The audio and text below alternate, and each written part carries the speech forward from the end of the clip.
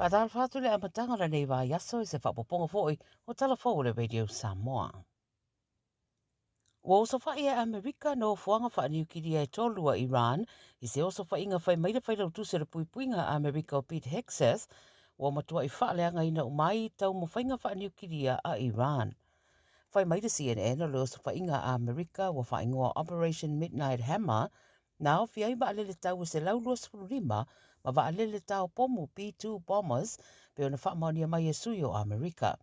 Whai mai o itu ai ngā pomu e whaingoa o bunker busters na whaongai no fuanga e pe ona tā ua whapea Tomahawk missiles. O lo li putia le tari mai ale minista o le vai whafo Iran, ma tua I ai Washingtone o lātou kolo sia le leina, ma whairoa lātou whaitionga e tusa o le ngaio I ngā Amerika. Ro wha tari pea se wha mtaranga mai lātou taitai o Ayatollah Khamenei a walapata ia e Trump e ono to iei nisi o so whainga wha o popo Amerika ia Iran pe a whai le ngā yo iane I se while mō. Tau wha talitali la le to tele po le a nei le isi la asanga o le vevesi le Iran ia po le a fo I se tari ane le a tunu I le tūlanga o tūlai mai.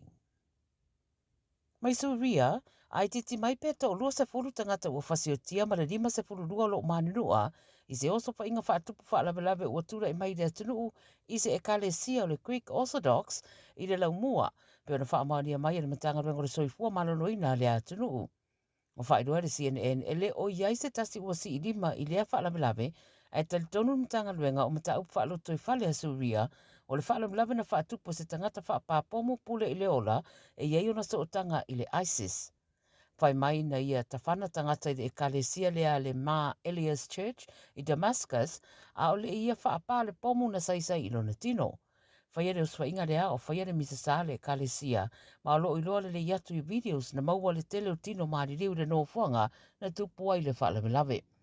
O tau whai wha o ane wha mai senga mai ofisa o le vai whafo atunu e pe o take o Israelu, Iraq o Greece le atu alapi maisi I a Suria ona o le nei wha lawe. A le wha noanga o nisi ua wha eroe runga o penga ta wha ilangi o ta uai ai fo I ato e amata mai nei tu ai ngā o sa wha inga wha tupu wha lawe o tele so I fua o mau mawai I tau sanga o tuanai. E to fitu ali wa molia I le wha o lima. I le mai o le whita ua ina la lata o so whainga I ni tangata se to lua I whafotonu o le ofisa o Iran I lona tona I le taimi o whaiai ni solo te. Ta ua mai le BBC o leo leo na taliane le ripoti o se vevesi na tupu le no whanga lea I le itu I sisi lona tona. Whai mai no lato mawatu le wha o ngā rima lea ma wha o popo ane loa maisi leo leo le no whanga mo le puipuinga. O ila ua to lua lo li putia le afia tolu sulfitu ma le tolu sulriva tausanga le mātutua wa aveatu le wharamai mai tinga ina manuanga. Hai mai e to avalu na puina leo leo I lea mata upu to fitu la le ua molia ma ua tau fia e to tutura I le whamsinonga I le vasanei. O lo li putia fo I la to ua molia ese umavaenga le atunu e angai mai ai e au fia I London o Liverpool ma Birmingham. Ma ua whaatulanga nei le poloka o le ofisa leo Iran mai le to e angai atu iai oni au sol te. I le Pasifika, ua whaeroane whina ngalo tai o atunu o le Pasifika I eiso o tanga ma Amerika e whaatatau le oso whainga Amerika I a Iran ma ua whaeroa I le Radio New Zealand e le kōwana o le Northern Marianas o Arnold Palacios o lo o ia mata I tūma le totoa le mata upu lea whaatasi mapaanga mai Amerika. O sauno fo le kōwana o Guam o Lu Leo Guerrero e o le teminei e leo iei ni whaamata uro lato tumotu ma le a whaatino fo inga yo inga umai lona malosi e puipui ai Guam. O ta ue le ripoti wa talo sanga ina nei e Iran le whai o se whono tanga whaapavave a le komite o puipui inga malo o whaatasi ma o lato una I aile pulenga ina ia te te atu I a Amerika ma le oso whainga na whaia I no fuanga niukilia. O lo talia nei la le unga o sea whono tanga pe a whai e whaataunuina. Tala mulimuli mai Aotearoa, wa iei li poti wa whaalawiloi le soe whaatatau, I se whesosoani o le amaua mo le Pasifika I Aotearoa, e ala I le whaariri wina o whaamatalanga e mana o mio na o ta wina, I le sa iringa o se laisene aveta avale whaataitai po le learner's license, le awhai mai o le a whaariri wina I le whaafiti, Samoa, ma le ngangana tonga. O se whaamatalanga mai le ofisa o whela ua inga New Zealand, le New Zealand Transport Agency, waka kotahi, whailua ia whaamatalanga I se whaatala noanga ma le PMN, o se tau mo whainga e whesoson ia I aweta avale whaataitai. E au fia I whaamatalanga e whaatatau le whaita wina o whaailo I lungo le ala tele. Whai mai le ofisa, se whaamaoninga fo I leo le naunau tai o le lato o nanga, e tali I mana onga o tangata o le community, ma sauni a isa si o manga saunga le mō tangata uma. Mo lipotia 5 se lau wafe New Zealand, whaangana I lalo le tala whaatau o le tupe mō se whesosoani, I le isene o aweta avale a meisa I lato e tau tala inga ngana I ese mai I le whaapertania.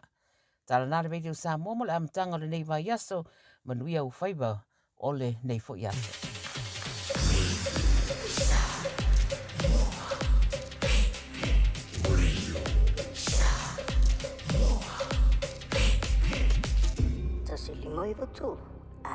Wai nei le la lao le Bluebird Lumber and Hardware I Mangile, a wa whaatau molo a inga I Samoa. E mawhai ona whai umai oka o loa whauwhale, pusa aisa o ngā umu TV moenga, se tino forma le telo o loa ese. O whaatau umai mawhai ona tatongi le tātou ofisa I Mangile, ai piki I whale o loa o le Bluebird I a pia vai tele po sa le longa. Walau roa le olua tasi 5 tolu whawha, olua tasi 5 tolu whawha, pe I meli le info@tlmarketing.co.nz Moni si whaamtalanga.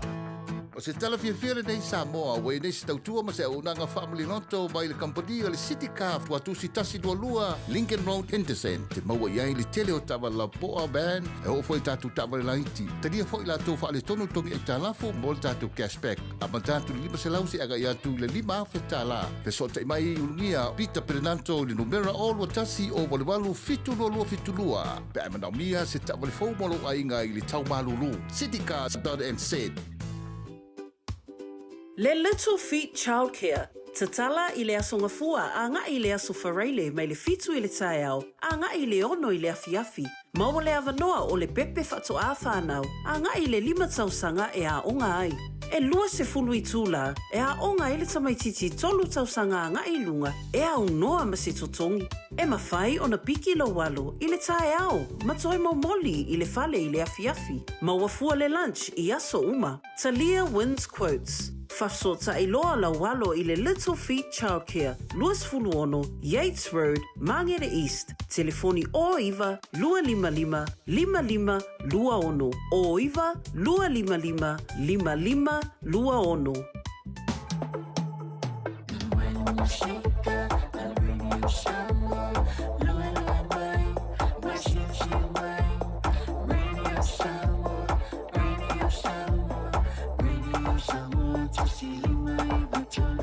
Radio Samoa.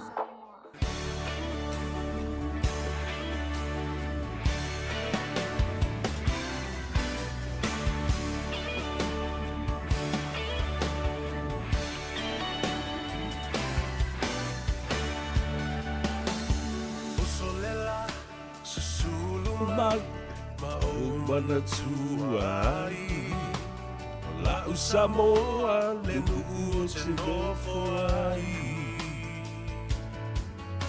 pe wha pe whea na ngalo atu oi le vai Samoa o le penina o te fia I ai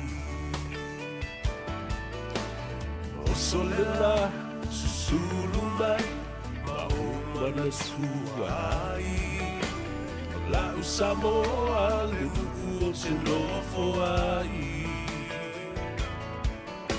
pe wha pe whea na galo atu oi le vai Samoa o le penina o te fia I ai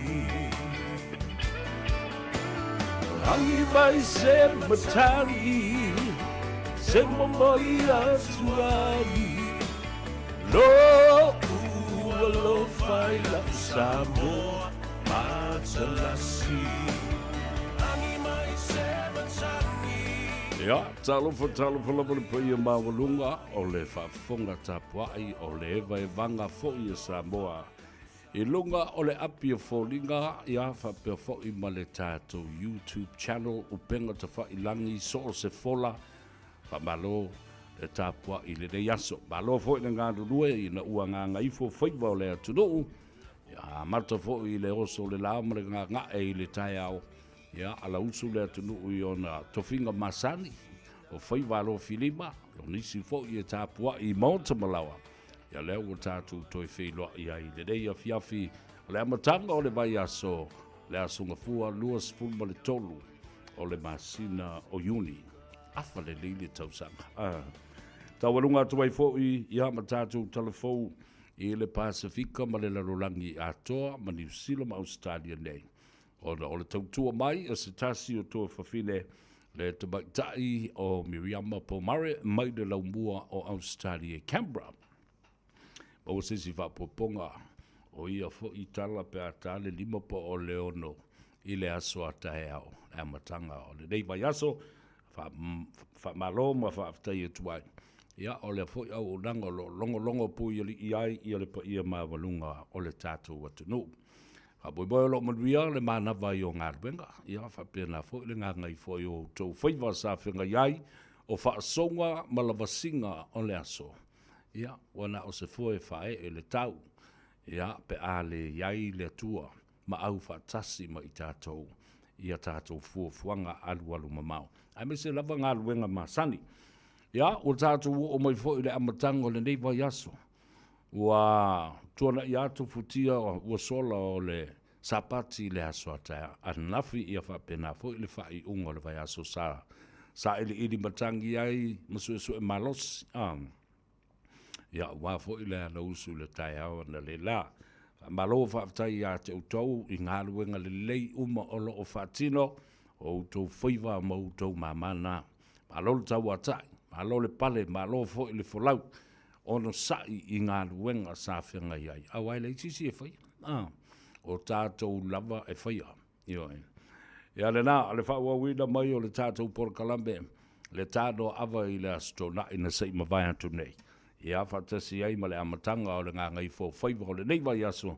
Oka se te o le mau story ma le au ori ma le au. Ne ka koke tala noa foi ma whaaso i ai ma wholasia i luma mea. A wai au ngā ilo wiloa. Ia e le pongi sa i se mea o lo tupu. I le ngata i mea o lo tupu i Samoa.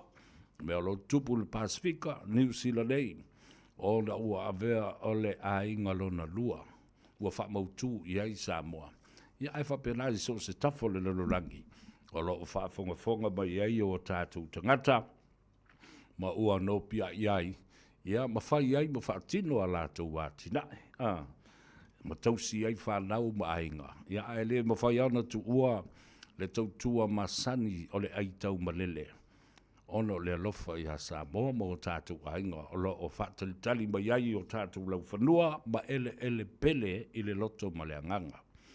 Whatalofa ia ma whaatulau ma ta oto atu pa ia i sā ma whainga. Sau tua whawhawha le atunu ue le ngafa tauli maina. Ia, ai maise o le tāwhatolu o le tātou vānu nofo. Pa ia ma mamalu wha le tala le lei. Pa ia fo i ma mamalu wha le malo. Ia, ai te nane foi o pa ia mamalu whaale anganu. Ta oto atu i le tausinga vātele. Whale o polu tutofi a te oe tū mua mapule o i tū auma. Ma la taua a inga le taima le vaa o fonti. Ia, ai maise. O le whaatalofa whafo i le nā. Ia o tātou uso i le motu i sae a tutuila mamanua. Ia, le motu sa. Ia, a pena sua ma vai whanua fōma i tulangi sa ole ma sa leo mua ma le lau niu na sa lua fa pēr fō i tama le malua tele ma tō o le whale ula le la au nā motasi ia ma le mabalu i a te oe le whale ngafulu alo le soifua manuia whatalofa i tamamtina ma tua le atano alo le soifua alo fō le talo ma alo le tāpuai ua tau alunga tuai fō i ma le au nanga ma le tautua a le ftalenga i a whafonga bua. Ia po le to fa fo ia se manu Francis Ioane le ano o tua ia i le avanoa wa mana ia le fa longo mai lungo le awala ia le la fa so fo i le fionga ia lilo mai ava mai na vai ia o le sui o le tato radio Samoa mai ia pia o lo au mai ai ia tala o mea lo tupu i tutonu o le maota fa masino Ia ma le whaamasinonga o le Centuri o loo whaanga solo nei. O le matua malia ma le tele o angeli, tele fo'i o le ngau sa ma le ngasu. O loo mapuna mai ai. Ia e whai ai tātou ia le whaamasinonga i fo'i la taita sa i linga ma le so ta ia tu fo'i.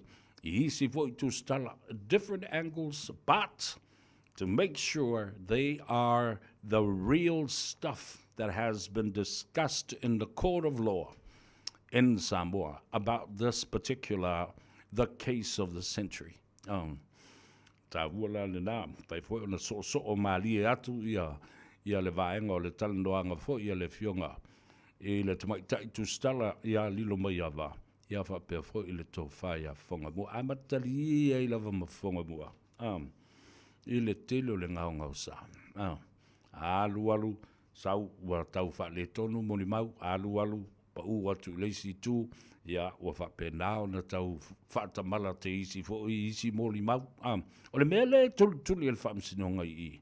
O wha maunga. It's all about recorded statements. The time, who said this and who said that. Ia na alu la ia lea. O suanga le vātele o le whaamsinonga ma mata upu ma moni mau ma le tuli loa ina. E whaamasino o lo tutu mo le tu te. Ia ona tau le mauoile o le afa o le au moni mau. Wa amata o na whita. Ia ma amata i loa fo leo na si o la tau leo. Ia ma fōlinga mai. Pe o la whaise misa ma lo ia tutu atu mo le tu te. Ai mana ia le saunoanga le. Ale fionga i le tamaita i whaamasino o lo whai lava. Ia ma o mau le umaya. Ina ia whaatautai e se tūlanga alo ia ma le amana ia. O tutono o le whaamasino. Nau lau whaamanatu i atu. Tele whaamasinonga o te ntu ai mo tilo ma vava ai case studies for i case files of whaamasinonga. Mai vava ai for i in reality television in terms of a court case. O le tele o mori mau. Ai e manatu e whapea e o atu ia le defense legal team po le legal defense team. O lo ia o cases po ai lava lo ia whapitoa o le ua ngā lulue e pui e ua moria po o te e le whaamsinonga. E leo mai e mili o tau. Ia, e leo mai e mili ma fusi ma kisi ma watu se tala malu e te fia whaalongo iai. O tū maanga nā, a mea nei o meo whaamsinonga ai mai se, pēo na tū lai mai ia ni lo ia o lai to tongi i tupe tele. Ma le whaatuatuanga a toa o lo o iai, e ma whai ai. O na lātou whaau ngā a toa. The legal ability to the best of their capacity to represent these people.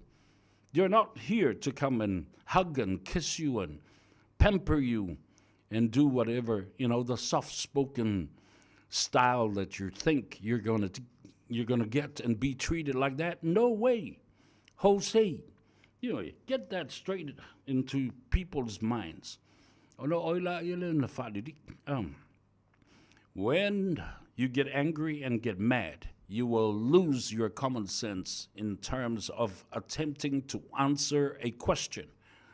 A simple question will become difficult and complicated for you to comprehend.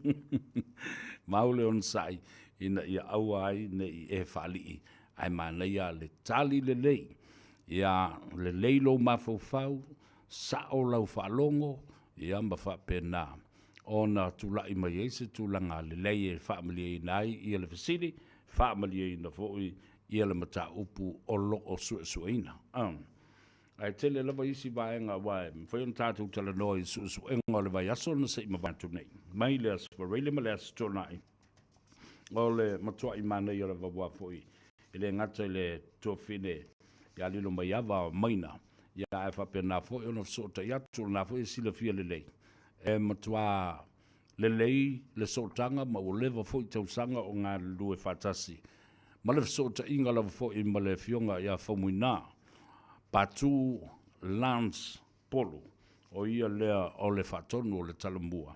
Ia whapena fo ia isi pol kalame o lo o lātou whatino ina.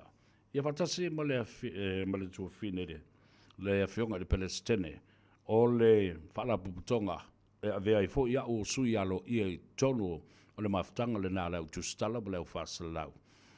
The association, the Journalist Association of Western Samoa, o le whalapuputonga alo ia, o tustala ma leo whasalau i lo tātou tunu. Ta wolo walu tustala, o e alue, ia fo i whailau le stala, ia ma whailau sao whanga tupe, ma mai malau tusi tu la fono, te marama lambai i le whaatino ino le tātou ngā luanga. Ai maise, pe a whapea o le a tātou ngā lue le lipo tia mai, o ni tau alumanga o se whaamsinonga o onga. Ia pei ona iai ia le whaamsinonga lo iai nei. Mana tuala, e lua mata upu lea o lo tea le teimile nei. E le ngātou le maliwa tu au, o ni tau pulupulenga e whawhau ni mōri mau. Tolu, ia o le tulanga, o le iai o le mta upu e ta o conspiracy to commit murder. Ia, po le vaenga wa lea la awa iai. Awa e iai i sootanga o mta upu umalawa nei. Ia e pei o na lo tea i le whamsinonga. Au i lea. Mea sili o lo manuia oe i le leia o wauli, le fo ua tu le lata i le manawa o ngā ruenga, ma le ngā Gagaifo Faiva le atunuu, wha moe moe ia le a saunga le mu tātou wō e momoli oe i le tau whale. Io, e mateita i atu oe i aima le file mu, ia a o wha malu mai a au alofa o le tātou matai sili le langi, o feo o whetaloloa i ai le atunuu, ia, tālu sia ia malutia mo puipuia lau tau soifua. Ai mai se le manawa o ngā ruenga i le nei fo i a sunga fua. Whatalo whailunga o le apia fōlinga. Malo le soifua mluia to our Facebook page, friends and families, brothers and sisters. Ia whapea fo i le tātu YouTube channel. All I want you to do, press the like button and share our program so others can be able to understand exactly what's going down. E umalawa lai tutupu amata mai le whaamisinonga se o atu i le tūlanga o tāpenanga o le whainga pālota, ia o whainga campaign ma whaatōsinanga o lo o whainga solo nei ngā o mea mālia. Whamemoe o lo manuia le tū ua fo i o a onga le yaso, manisi fo i o tau mātua e anga i atu au mai ia ma tei mai lungo le ala ia le whanau ina ua tuua aonga ina ia mauti noa, ia, o lo o iai le saunga le mu, whapena fo ia te utou ave ta vale, o lo o le ta vale alae whaalongalonga mai. Ia mana tua lau tala lea o lo o whaata oto atu iau au tawha. Whai ma tu o lalo ia te oe, whai maria lau sa. Au atu ino whanga, o lo iai a onga le whanau, lo iai moli ma kolosi, wha mule mole. Wha mule mole ma auto e wha mule mole atu. Ina ia alua le mulau ta vale. Nā ua uma na whaata oto le lei ma iai wha iloilo. O le sao sawa whaatulanga ina i lunga o lea mangaala ma lea mangaala. Ma ua wha le tonu fo i le tala o le tau le lei vai tau, ona o le tau malulu.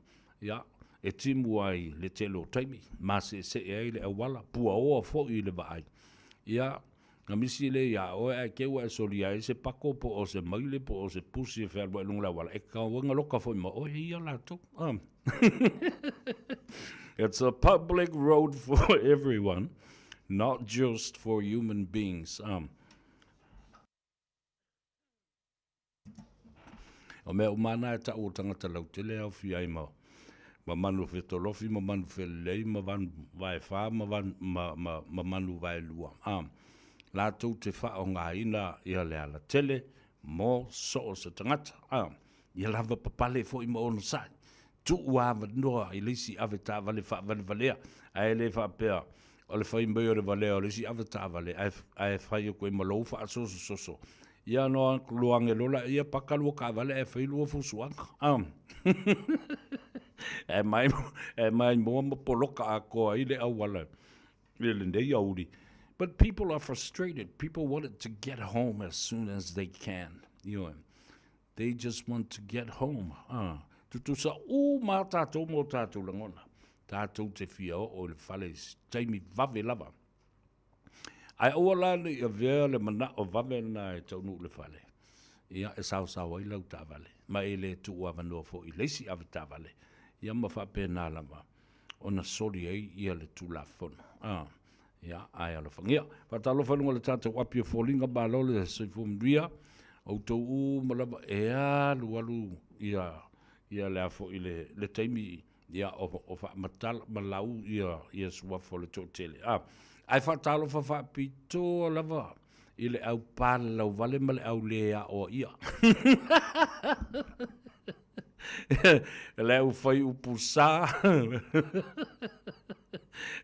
Se o mai lunga. O mai lunga I mātango fia le nā I loa atu. Oi lau whale tangata po fia le whale a onga a ingi mā kuanga I whanga woi. Oi la kou ia lau po. E te whiu e lafi. E ati upu nei a le atawa sa vea I ate. O mai oso I marau ino. Ona e lafi la ia lea po whea me tā te wheloa I e te lafi, e te māsiasi, e te mai, te pala ai.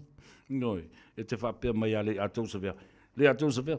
Wa o lena palau vale atu I lunga la komedi dana avatu. Wa foi ke le me ke o ia.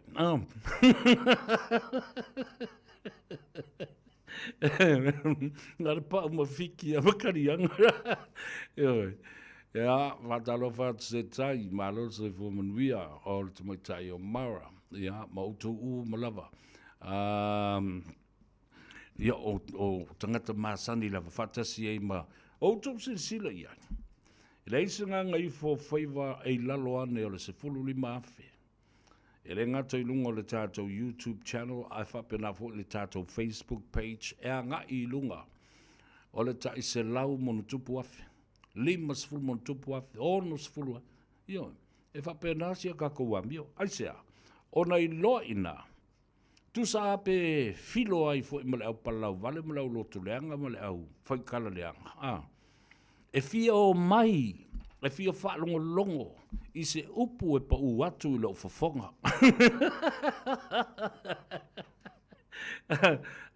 June tui, le pai sani, watching you Seville from Sydney. Kwa I e maari e kene so, Sam Johnny, talo valava. Awhala lau talanda le whea tu tangata I e, lau palau vale, e se au latu ingoa. E leo mai ni ingoa sa o fo, leo latu matu ailoa.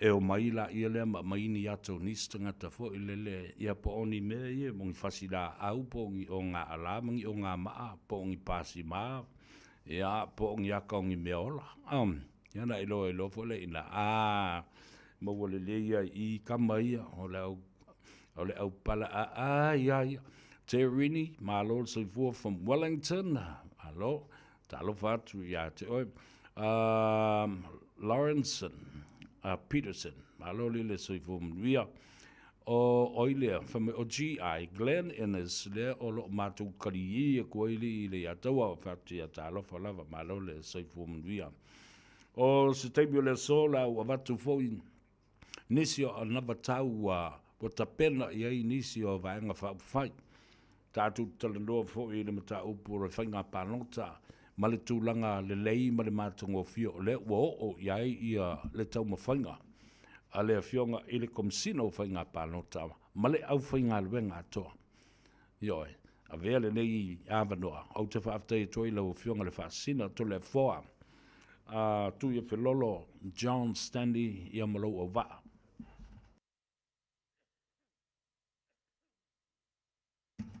le o wawa I atu Wa tātou tū la lata I le valus fulba le liba I le valus fulfitu pasene.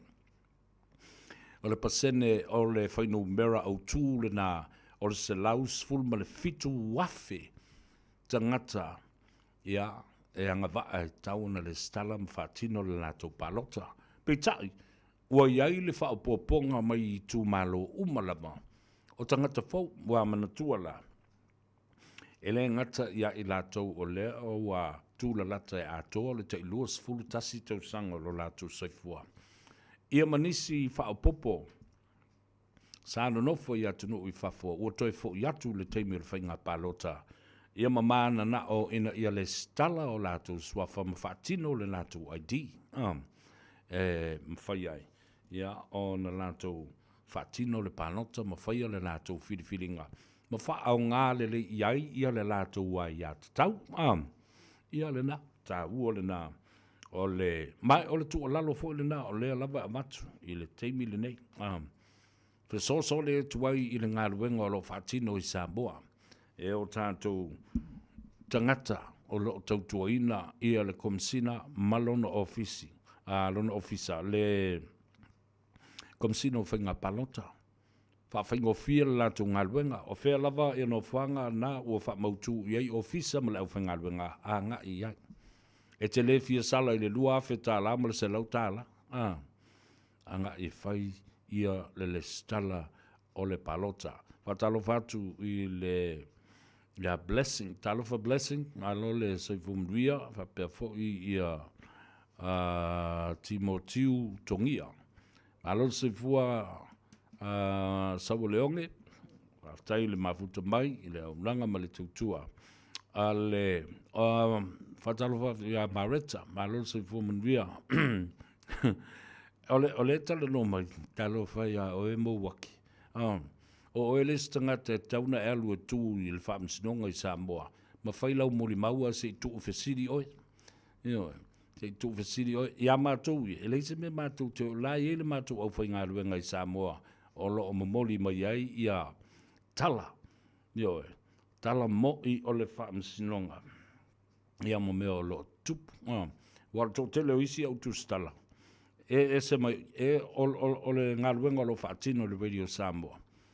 O se ngā luenga maupopo ma le tau mawhainga ina ia le lei, malongo le lei I le whaafongafonga a le atunu. Ia, le ala le naia, lei ona whai atu. Ia, o sisira fwoi lai le tātou ngā luenga. Lea ua o isi tangata ma la tau whao ngā ina. Peo le porkalamela ngā le CTV ma le li ngā o Kanata. I le isa na au whai ngā luenga mani tangata whapena. Sianda ia tama I porokalame tau whaaleanga le nae whaase e tangata. Ia, manofo mwha o ngā whaasoli tū la fono. Ia, footages, o mea o patino a setal na, ale si u whonga o Samoa, ma le Radio Samoa. Ia le na, no whapena atu, awa, ele o toi mamao, ae o atu iai le malosi o le tū la fono pe ona saunua mai iai, ia le pulenga. O lo o whaia lava malele whanoi. Ia, si utou si sila iai. Ia, le na. Whatalo whatu ia lisi, le pou, malo le soifua maduia, tai fo I le mafuta mai I le au nanga ma le tautua. Ale si u whonga o Samoa. Whamai ia Long Way Breach down in 1966. Saua oi, saua tātou. Ioi, tūlanga tā ua le nā. O le mea muli ale no mawa mai nei o le afo I o le limbi, o le muli mau o limongi. Le tau te whaafonga atu ei. Na o le tete e lava. Le wha mai I le keisi, limongi. Le wha mai I le keisi ai, I limongi. Trying to establish an alibi and his whereabouts during the accident on the night, the 21st of April 2021. O le tau su e makami a kua I lo ia. O su e po whena I le pōrena. A le whabili mong, sai o le melea. Melea tonua leo te mau mai nei o le talanoa ia lilo mai awa ma le tō whaia whangamua. Ao le whai mai I limongi. Sai o I le whai ngā lotu. Sa momoe ai ma nofo ai ia le mea sa tola wapi ai pētesa. Ia le vaianga whai o le HRPP. Ai tari atu le keisi. But there were no recorded statements from people that were there on that night. No records. Le ai masesi na iai pētesa na whaia sa na whaamtalanga. Tustusia, se mori mau, e tau tino ai, sa mato i nei malimongi. Ion. Ia aina ia i le teimi fo le leo le fiafi.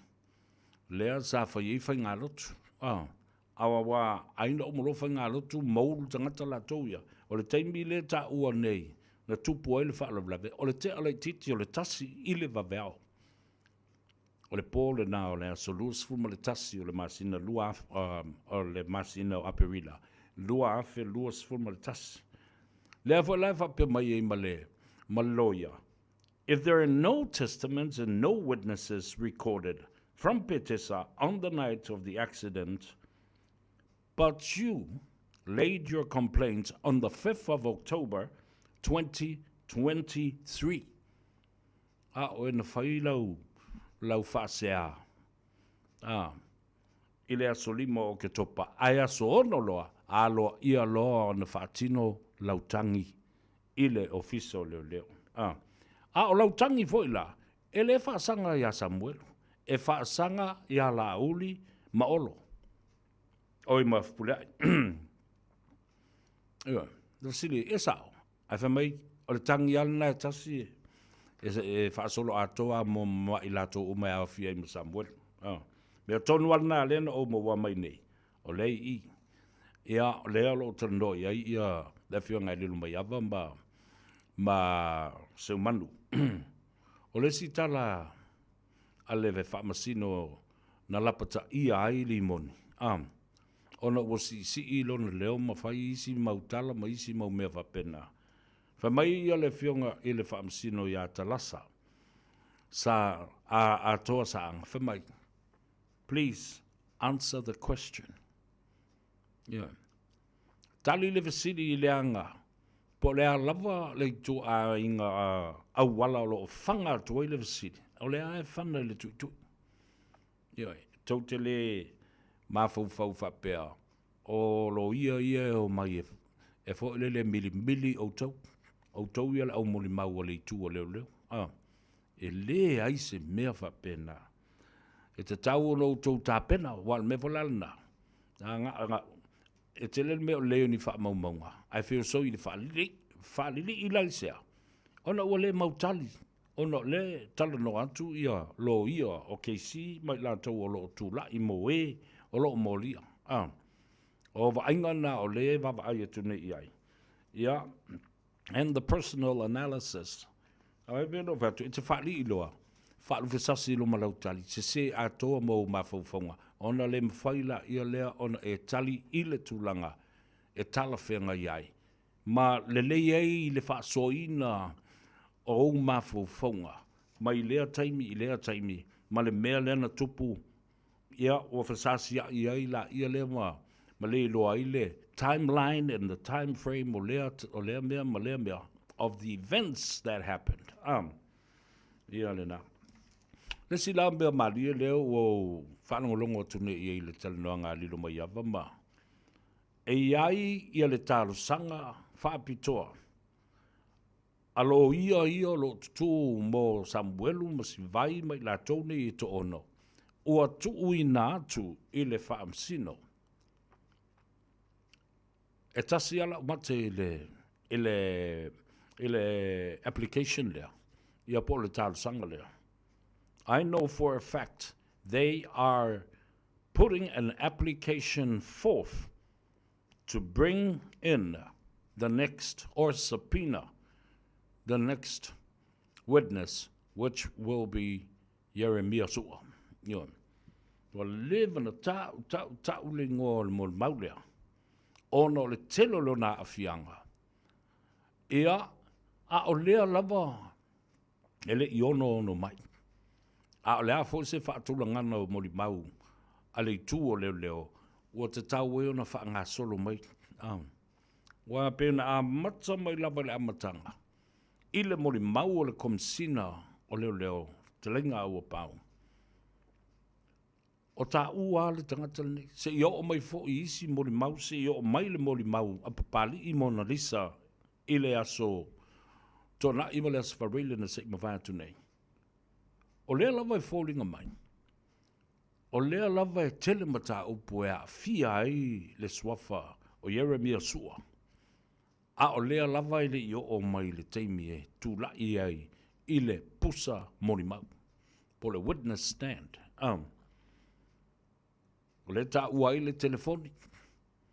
Ta ua i le wheloa i whaalua ma Samuelu.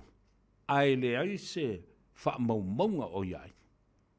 Pe wha talanoa ina ma wha saini ai Samuelu i se la wheloa inga.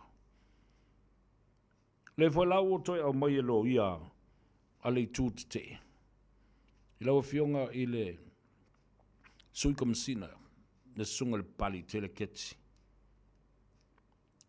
E wha lima ona au mai le ingoa le leo lea i tonu i le ofisa. Ma sua ina mata upu. Mua o le leilo loa i o whaila. Tolu o le mata upu le negligent. Nale winga o le upu na negligent.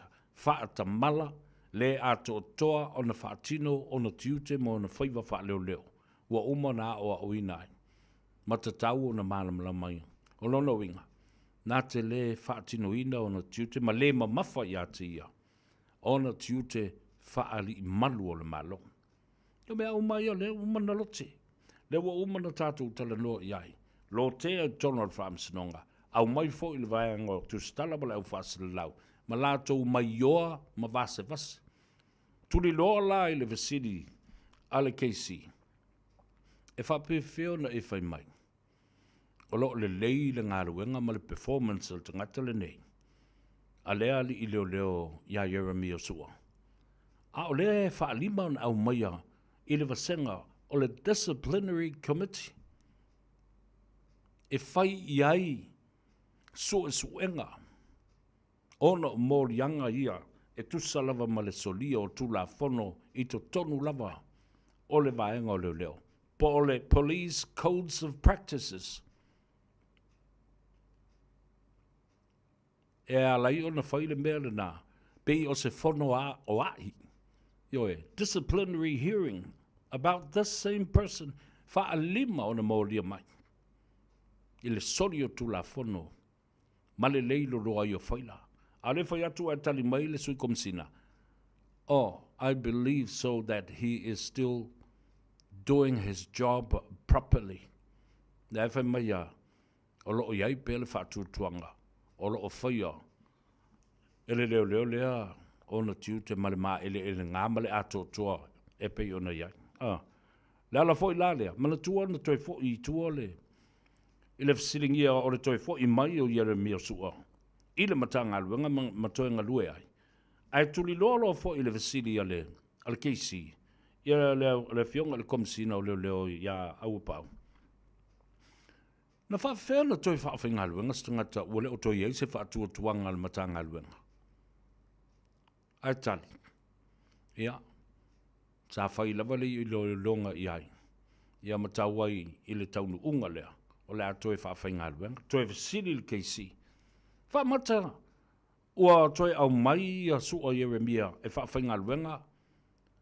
Ai ina ia te tau ai o na whaia masana moni mau e winga le mata upule ia Samuelu ma le hit and run ia tu au ma le sunga limon.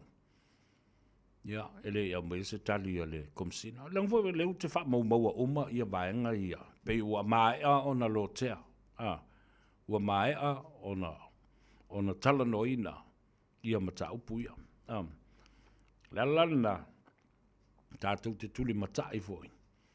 I le taimi te i sa wile foi nā li lo leo. Le lau mai ia whaatala noanga ia malsusuina o limoni. Mō le taimi nei. Mō le taimi nei a wai ei vaenga e mwhai ei o na toi recall. Vasili ia le vaenga leo le defense. Anga i le whaamasino mō se whaatananga. Ia whapena fo i oilo ia leo. E toi recall ai, le ale winga le upule nā. E toi wala awina ai se mori mau ua uma o na whaatino lana mori mau. Masalo o te loa ai longa ua uma le mori mau a limongi. Ai ona ua tau fia ua leo ua tāle ono i Samoa. Ia, tātou whaatalitali pe e ua leo, fo ua mau atu. Lea i e tau ala i le iwa i le fia nane i lono winga. Le rope te utoi mo moisesi e tātou sotanga, ia masesi tala noanga e update tai, ia ono o tala tuli loa ole I ungo al matau manga ole whamsinonga lea, e tā ua tele le nā mo le no fosila fia ele atunu. Ia nai mea tā ua nā le ua anga I ei ia le. Ona o mai leo la utala noanga I le mata upu lava le nā.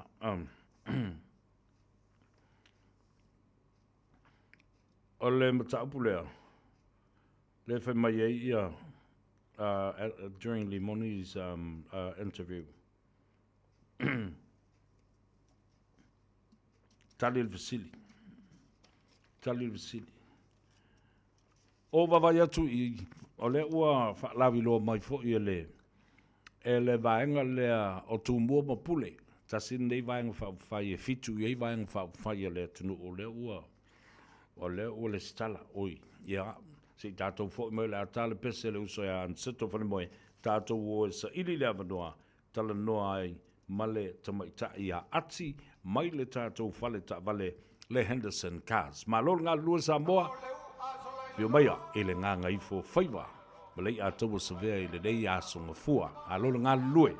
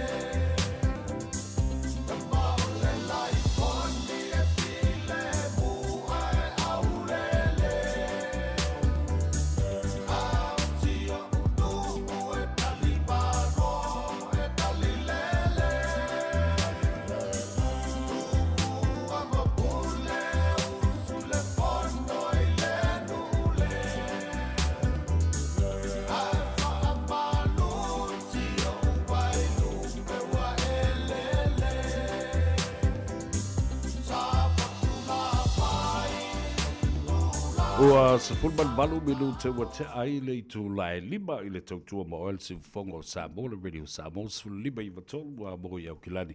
Ma lei atou sa vea ina ua ngā ngaifo Faiva le atunu fa fianga su i filoi o le leia fiafi fa anofo fi mali e ai ia ma faala o mata i lungo le ala tele a o tāo e momoli oe. O le ua mafuta mai ia le tamaitai o ati mai le tātou fale tā vale pe o le masani ai. Ya, malana pa anga tōtino le Henderson Cars whaatalo whaatu ati malo le soifo mduia malo fo ngā lue le nei aso. Malo soifo savea ia. Malo le ngā lue. Le langi mai atu e lo whateona whafuina le sapo kalame mawhani. Ia. O amale nai tua le taso ofisa i o le manuia i le taso ofisa nei. Malo whaafutai ia whapena fo i peo le msilingi e lau fionga le tamaitai. Manuia me oma.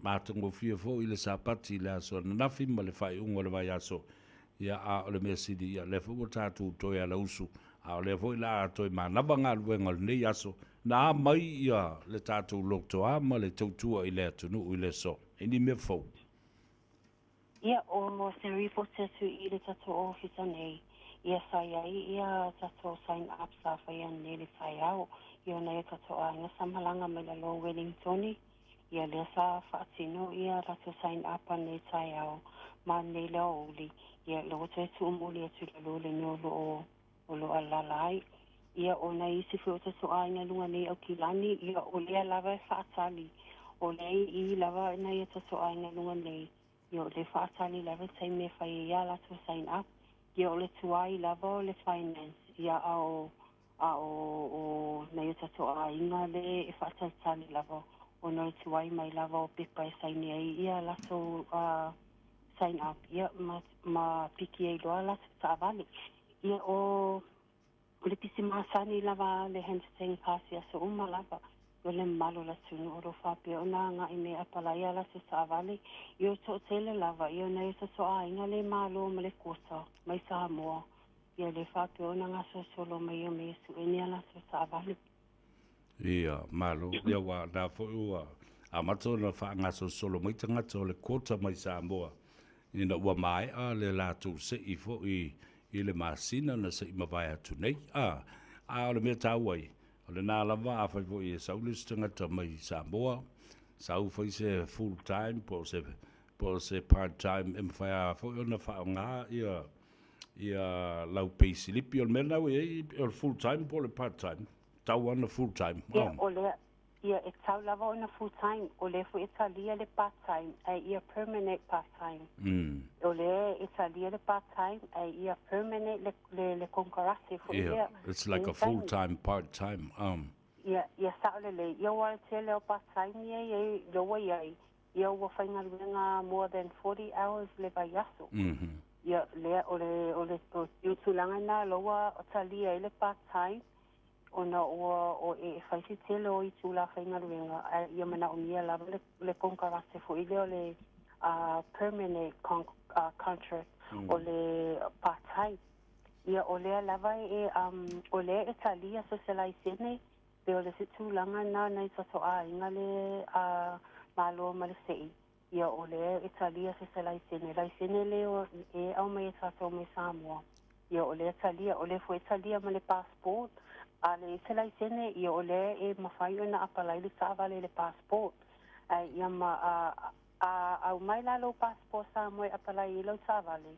Ia e mana o mia ma le itinerary po le ticket. Lea e te sawe me Samoa. Ia whaatase malau resident visa. Ia wai e afoi. Ia le resident visa le e malanga mai ai. Ia pe o vaenga nai tolu e mana o mia. Pe a whai e whaonga ia le passport. Ia apala ele tāwale. Ia, malo, mana ia tele, le whamanatu nā le tātou o tunu. A fia whinei I tāpulia le tātou whale tāwale I lea le teibi? Ia o nei e tapuni tātou le tūlai ono. Nei, ia. O le nei mini te toi. Ia na tapuni aloa le tātou ofisa nei le ono. Ia au te loa a le o le afole ono po le fitu. Ia e whatai tali lava se ilonga e umasain apa na e tato a nge e whatai tali. Ia o ne whatai atapuni lo le tato ofisa. Ia, ai o atu wireless fultasi na lei o lo tala pea leino so ta inga e o lava le tātou Facebook o sa o leo. Ia sa'olele, e sa puni lava le taso ofisa le tu alai uno. Ai o lo iai lava taso ofisa ia e whaingaruenga se ia pā ia na ne suitasi. So, o e awala te popole o la lava le taimi na ne le po e te avanoa ai. Ia e te wala au mai lava le maso numera bilifua, ia pita emaili mai fo i lunga le maso Facebook. Ia e tali atu lava fato a ma lava la lava tangata le whaingaruenga na ne i le tu la suma tasi. Malo, whaftai. Ia, nei pa usi si vaenga e tau, ia e mana ia le mei o le tā telefoni, ma le tuatusi.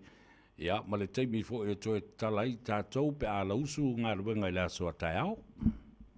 Ia whaftai lava sa vea e le whai uina tapo kalame, te whamanasua tu lava le atunu, whamule mole ia tātou e benefiti, e pe o le tuatele lava le whapeona bili mai, ma i meli mai foi. Ia e benefiti, e mana o mia lava le sansa full time, ia sansa le sau e support, pe sau foi e te lua o whaatase ma le application, ia atu langa le pei meni mai sansa e aro tāwale, ia te tongi lava e oe lea te benefiti. Nā le whaamanasa tu lava le malo la tunu, ia no tō tele lava no e tasoa, ingo lea ngai mai le tu le west, ia o leo mai le mema mau, ai le leile vili mai, te sili mai, ai le ia ngai mai i le taso ofisa, o nai whaisi mamau, e fesili mo se meo lo fiumana o mea se soani, ai pe tūlanga nā tānsa e benefiti, e mana o mea lawe tānsa full time, ia e sau sapola application, e te lua o whaatasi, ia ai tongi lawa e oe lau tāwale. Ia o ai lawa o lo fiumana o mea se soani, le tato a inga ia o mai me Samoa le malo ma le sei, ia awale no fuai, ia fiumana o mea se sa, mo oe malo a inga. Ia so mai i le mato ofisa i papatoetoe, le mato tuatu se tasi bafa, ia pete wala au mai fo i le mato numero lilifua o le o balu te lau, fitu tastasi, ia fesili mo afti, ia e maua tu ai lipso soani, ia e au te pole, e maua lava lau ta avale te su mai lava ia e whaatatau noa lam ta upu, ia ona maua i leo le o se ta avale mo oe molo a inga, ia o te loa e pauna o se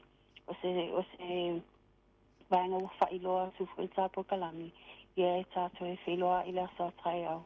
I le tapo kalame masani whaftai lava savia. Ia, whaftai fo i ati, mo le tali poti, ia ma le teimi o whaavanoa mai. Manuia malolonga le nea fiafi, masango le mū, le taunu watu i mauta malawa, ta whiloa i le aso a tai au, e whaasoifua ia, alofa mo oe, ta whaasoifua. Whaasoifua savia, manuia te lera fiafi alofa atu. Whaftai lava, ia le na, ta mai tai o ati, o le fofonga anga lea o le pulenga male au whinga alwenga a le Henderson Cars e te maua le tuatu si se lau Weavers Fumale Wha Cavendish Drive i nai papa toitoe ia le o le nafo whaena val au iei la tu telefoni e le se togi o val se lau fitu tasi whatalofa tu ia Naz a fitu Rose Tupuola ia whapea ia Malulata siaki ia ai mai se foi le tō te le o tō Samoan style e le stinga te leo te vavai atu o mai mo ia le nala Samoan style watching you from Olympia, Washington State talo fai talo vatu leo sa John Meisake masio la tu ainga i nai Compton, California talo vauso hope you are well and the family as well. Ia, le ngata fo lea, ia o le tumutai o Lata, Spitzenberg, o sao. Ia, whapea fo i whamui nā mo i lātou, misi o lātou ainga. Watching you severe from Wyoming. Oka le toa tele. Ia, awa o ana fi o le sāpati le nā. Ai lātou. Talo whai. O sia tongiola. Ia lea se me... e te popole e fua, le nava aenga a sia. Mata atu pēr. I Amerika, whaaftai sia, tongiola, Alo, le on sa I whapena fo I le mafuta mai I le tātou Polokalambe. O Rebecca Fasifo, o a Fasila, malole soifu maduia, tai fo I ia, whapea fo I le uso, ia Reti Simanu, auto uma, ia, vai alu le teimi o tau, wha leo o tau suafa, ia, ai, rea nganga whaftai, e mo mori atu ia tau umalawa, o lo o lātou lango ina, au tau sisila ia, I longo le tātou apia fo lunga. Facebook page and also our YouTube channel. Some other people are connecting to us through Starlink and also Twitter, Instagram, TikTok. Ia wa ai tu le tele fo yo tangata. O lo fatino mai le bele na o le TikTok. Ai e manai lo fatalo fatu ya te la to yo lo lango mai le tato Polokalambe. Ia ma se vai vainga fo I na ia whamalosi o tātou tangata e mālama lama I mata upu ma ana watau wa isi pati whauwhai. Ina ia whai ai lau whai unga. Ia pa o le usonga ia Mussolini mai o I Malaysia. O le uso ia manatu le lei I nei au kilani. Ia whapena fo ia le fionga ia fonti au loa le tourisi Samoa mai Brisbane Australia. Au tātou iei Brisbane, whatalo whapitoa lava I le uso, reupena, lole sio mika, whaftai so te mai le nei aso, ia, o le atau mwhai atu, ia le pusawai, e whale le pusawai o le tangata le nei, e te tau o na alo I se teimi o le aso atai au, whaftai tele, le anga le lei, ia, ma le whatutua ina fo o le nei ngā luenga, o lo mawhai o na mauai, ia le malosi o tātou tangata. Whatalofa fo I le sunga atu le epa, whaftai sua lio, ia, male o nanga fo le nā ale tātou Polokalambe. O le siufofonga le taia fo, ia ai maise, ia le Polokalambe, ale 3 amigos ia, le tauta iai, ia le au vevesi solo e ale me ala ae ka whao ka mai I Amerika. Ia ara whai meila vangai.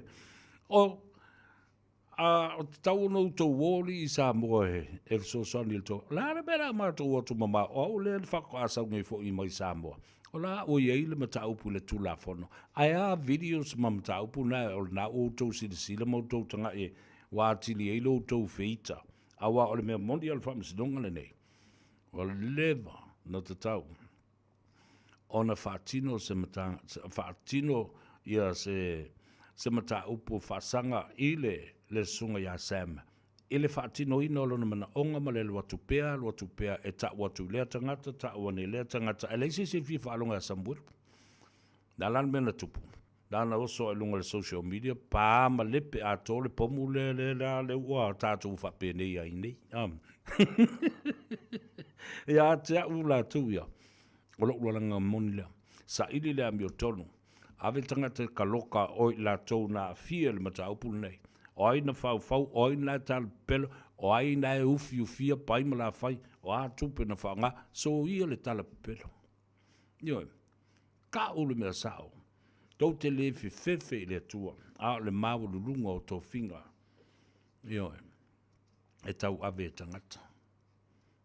Ia, tātou tilo lava iai, ai o lesi tu o le tupe, a fai, ai o le taunu unga le whaamasinonga I lana whai unga, o ai e whaamamale ngoa, o ai e sa vali a ngā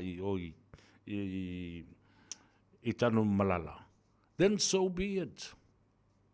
At least there is an outcome of all this chaos and all this turmoil and all this uncertainty with who is covering up who. Wana wena whai atu. Le tala atoa le nal whamsinonga le nei. So tanga wha le tangata, ma ua au fiufi ai wha manungase tangata is tangata. Le whai le mea mi o tonu. Whai le mea a mi o tonu. Ia le nā, tātou atu I oile si baanga leo lo. Talofa Rose Tupuola, ia wha pia fōi I a long way away.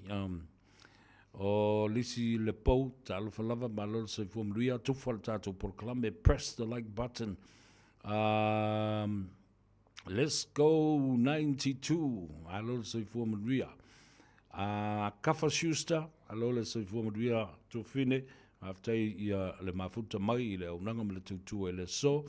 Marita Benyamina, fai mai.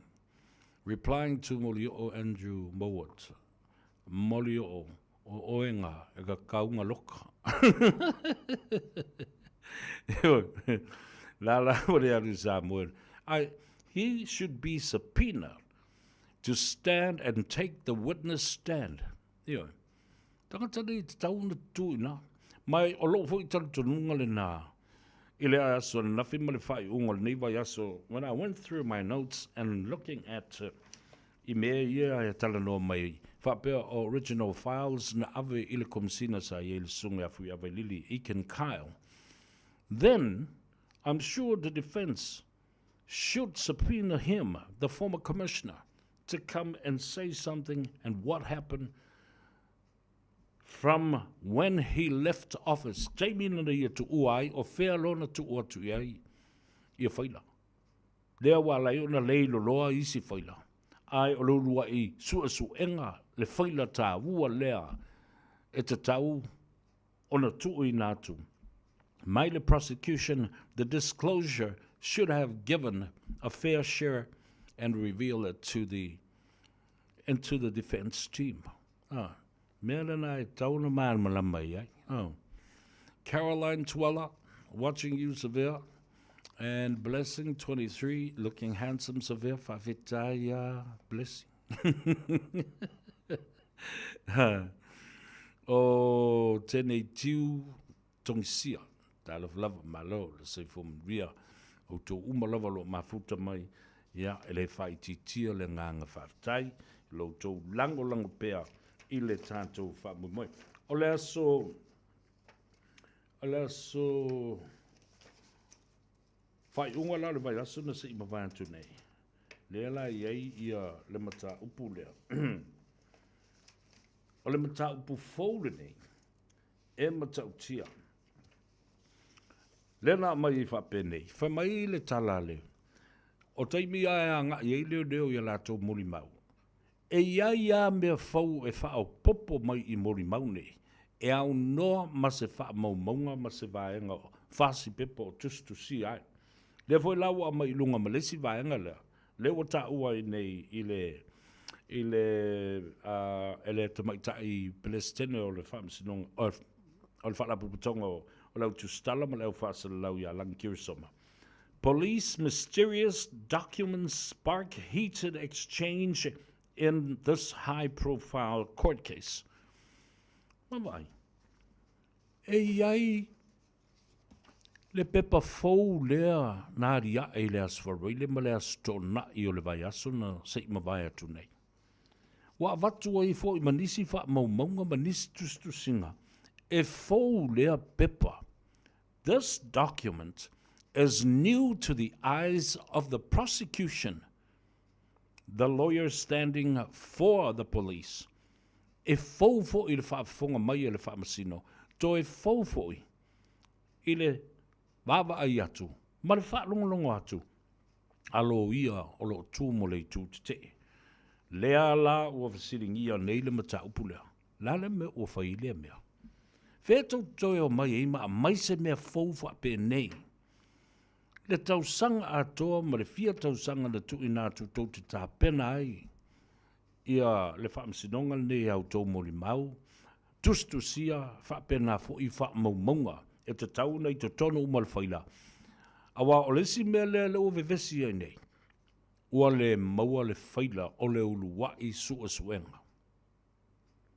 Ua le maua. A le whai atua e whai mai ala wali ia, leo ia. O le nā ua I te tonu I nā. Whai mai salale ia, o le nā ua I nā. A whai atu le lo ia o lo tū mo I lātau e le ise meo ia I. Ai fōu le tai au, I le eo mai isi whaspep. Al me e siri o na mātangai. E le ima se mea ua type, pe whaanga ia le typewriter. E tusi lima mā mea. E iei ma le saini le leo, au le isi tū o lo o awanoa, e le I saini ei Samuel. O awha mo maunga o lo o base iai ia document fau lea ua alia e mai nei. E rana whaatoro ki si o le whamsino. Lau whionga le whamsino. Faulinga mai e fau le mea lea. Mai faulinga mai foi o lo o umia e le lo ia a leo leo. Ia se vaenga o le kopi o le pepa o le ua au mai. Ai le o ia i mātou o nei o lo ia o lo tu ile tu te te. E ta tau o na au mai mea lea. Whape umare mea leo tu lai mai nei. Ile masalu salonga leo iai nei. O le mea fau le document lea na whawhau. Ina ua whai atu le keisi ia margent. Ele o se mea fau lea o le fōlinga mai whato a tustusi lava na pōpo ana nafi. Ina ua atangia mai ile mori mau o tupai. Sapani, e iai mea i e misi au tau wha maumaunga. Ma o le tele o teimi o mori mau, na o le au mai, hearsay, na whai mai pai mala whai, aele o iai se wha maumaunga i tu tonu o se whasi pepa, ma le whaila lea o lo sua today. That's the whole scenario. And that's why you can see the narrative is shifting underneath their feet. Ia tātou tūpe iai o le melana leo whantuai. Ua mafua ai on langa leo ua peye feita fo lele ma whaalili i a lātou mori mau ma leo te tele ma awa vau. Wa le mau le afa. Wa le lava le onusai. Aisea. Danga o lai o pū le tali e leo ato toa le tali lea avatu i fesiri ma tautia i e tapomo tuai. E lo ia ale keisi ma le tu o lo te te. Ia, nā tātou ola se i whaitau le mea lea. E tā ua tele mo le silafia e lea tunu. Police mysterious documents spark heated exchange in the high-profile court case. O le aso lua sifuru ma le tolu. Nea o sa ui tua le pepa lea. Whemai, e alia e ana i le tai au. A document that suddenly appeared as evidence in the high-profile case in the district court last Friday. Te I lava I las wharilina te nei. Ua toi tutu mai leo malesi fasi pepa whapea. Te leilo pe fia lau pepa pe lua pe tolu pe lima pe wha po lea. Whamai, na mafua ai o na tupu I le vevesi. This document sparked a heated exchange between the defense counsels and the two police witnesses, prompting Judge Talasa Atoa Sa'anga to intervene twice to calm things down. O tu lola uli ia ma le pepa faulia, lena taone. Ma isi wha matalanga I e lunga, pe faulinga mai e o se mori mau, po oni notes, po oni mea wha pena. Ia vevesilo, whai atu loa malakeisi.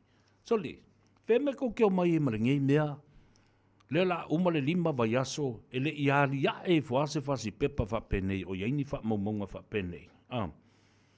Ia ae vevesilo maleo leo ia to lua lea sa suesueina. Ua si I leo I longa ma ua, nea alana ili si leo na whaila na tala. I lona whaali I. Whamaile si leo ile keisi. Ke le koe fia kaliang I of city. Bolo. Wo le la va kali of city. Listen to this, ladies and gentlemen, friends and families. This is a high-profile case, and these police men and officers are classified as professionals to the highest point. And they shouldn't react like this. Ele te taula o na iaini winga whapenei, o nisi o leo nei wata I lua se fulu tau sanga le omi o ngā lulua I te tonu, o le matanga luenga. La le mea ua wheitai na ua tulu loa. Po whena I elfa spepa le la lima vai aso. Ma le tau sanga atoa na ta pena mai ai le lātou case. la le na kolosi mai e loa ma le fionga. I le whaamasino. Ma tau mawhai ina ia fo lele e tau whaamatanga le ma tau whaafile mū le wa o le wa matanga. Feo soi i keisi, e whaatu voi keisi, a ele tu ua mama ele keisi ia kala la wali i. All three defense counsels questioned whether the document was genuine and when it was presented orally by Inspector Salale in court last Saturday. Mai lai le temile na lai pingi le kako ua fo i le tano ava le temile na. A laim kwa paku pakia paka i o le mauta whaamasino i tia whau. I le mataupu lea, ua whetoto a i nei. E tolu leo o ia whaamasino lo iai i tonu. A tolu ia lo ia o lo iai tonu. O le lo ia o lo tū mo leo. O le lo ia o lo tū mo a tofai i latou. Mo Samuelu Masivai. Ia whapena fo ia le tamaitai o Catherine Dalziel. Lato umane ili i va ai whaatasi se wha maunga whapenei. A le tono o se mea fau lava na ta tope ana nafi po o ana po a o lea wa apia mai i le tae au lea stonai. Ioi, a lea la wa whai tau ma tō lau mai le mori mau a le sunga ia Salale. The document was first mentioned by Salale on Friday evening, to which defense argued that they needed to see the document that Salale referred to orally, and the court granted the application and ordered Salale to present the document the following day. Let's farele la le na se mawhatu nei. E whai atu le tu fasili ina o Salale. Ai whai mai Salale e nisi vaenga o le mori maule o le ana tustusia. O lai somewhere is a mea o po o tono se whaila po whea o iai. Ia o na whai atu lole o lo ia. Sole. Whatoa vai se mea whapea. La tau tele i vāwa ai se mea whapea sa iai se isi whasi pepa o iai se mori mau tustusia. Ai tali Salale. O lo o iai. O lo i tono le whaila. Ele iloa ele whaamasino, ele iloa e lo ia Samuelu Masivai, ele iloa ele lo ia. Le tamai tai o le nafo, le tū mo leo. Ia whesiri lo le whaamasino, whaila se whaatonunga ia Salale. Saula tae au ma malva spepa, malamatu tae au sau Salale malva spepa. Ioi, mea tōt wana lena tupu, au mai e lo le tae au. Inspector Salale didn't present a document on Saturday, but what was more confusing was that even the police lawyer and prosecutor Leinafote Malangi Strickland was not aware of the existence of the document. As foi, ele se mea, ele o se mea lea na va ai mua iai, ia lo ia uma ia lo o ngafa male, susu eno le mata upu, whapena fo il whamsino.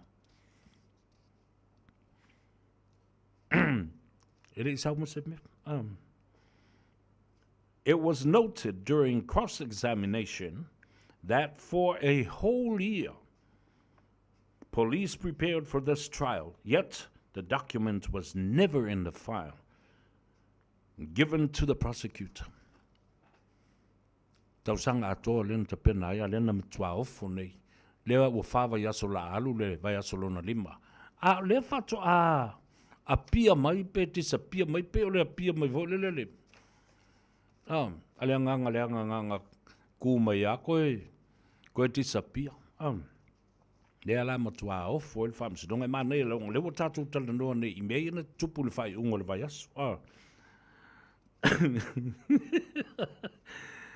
It was then noted that during cross-examination that for a whole year police prepared, but no file was given to the prosecutor. E o lava ile lo i o lo tu mo leo na te le i la fia pele i ai fo sana kopi o le mataupu leo. O le fasipepa le su nei. I got to the point where the defense counsel, Casey Richard Marchand, and Salale were throwing strong words at each other, and Judge Sa'anga intervened again, saying not to undermine the procedure and keep respect for each other. Lea lawa kuri ngai fasidi al ko ingo Casey Richard Marchand ia le sunga Salale. Amatalo na Whaari inga la ngā whamei o ngonga upu leo whila fo I le wā o le lo ia a le I tū te te. Ia maleli I leo sa tini po se inspector fo. Ia sa lale. Ona toe whaalawa mai la ia leo le fionga I le tamaitai. Whamasino ma whapea mai. Ia maleli e masila sila ane. Aua lava ne I tuu mau la loina. Le mamalu o le whaamsinonga o lo tātou whea ngai I nei. Ma ia whai tete, ma ia I le awa whata ma le vāna nofo I upu o lo o whelafua I le vā. E le ngate le lo ia, ai whapena fo I yari I leo, ma lātou mori maumatala I whai. To Inspector Salale, she reminded him of the path and the oath he took to tell the truth. Ma whapea nao na whapea atua I le fionga le tamaitai whamasino. Ne lau sunga li malo le malo Salale. Nao na au whamanatu I ate oe. Ia e manatua. Wa uma ona e tau tō ma le whamaoni I lumo le tuspaia. Tau le mea sao.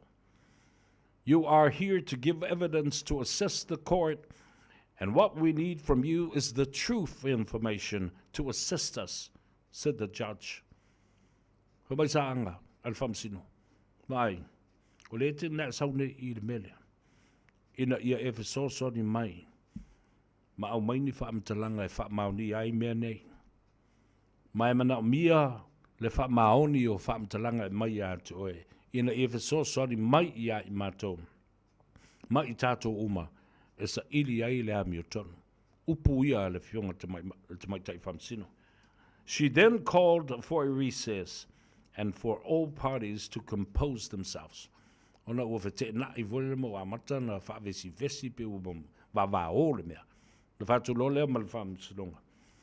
Le fionga, ia Justice Talasa. Ia la whailis tātou malolonga. Ma ia whamole. Fi malie ia I tu umo le whamsilonga. Even the prosecutor had not seen the document. E o lava lo ia leo. E le iwa ai I le fasi pepa le ana mai nei e salale le tae au le astona. Nei la ua ele masal salonga pe o na tuli fasili. Whenga e alu e kuskusi mai lea mea. Pei fōringa mai o se mea ka kope whafosei. Whakope lau. O na mai e la ia le ilu mai whase e le whamsidong. Wa tau o se vaenga e tali e tuai I mea ua le mautali e leo. E tuu ngā whesiri le na tuu I whesiri muai.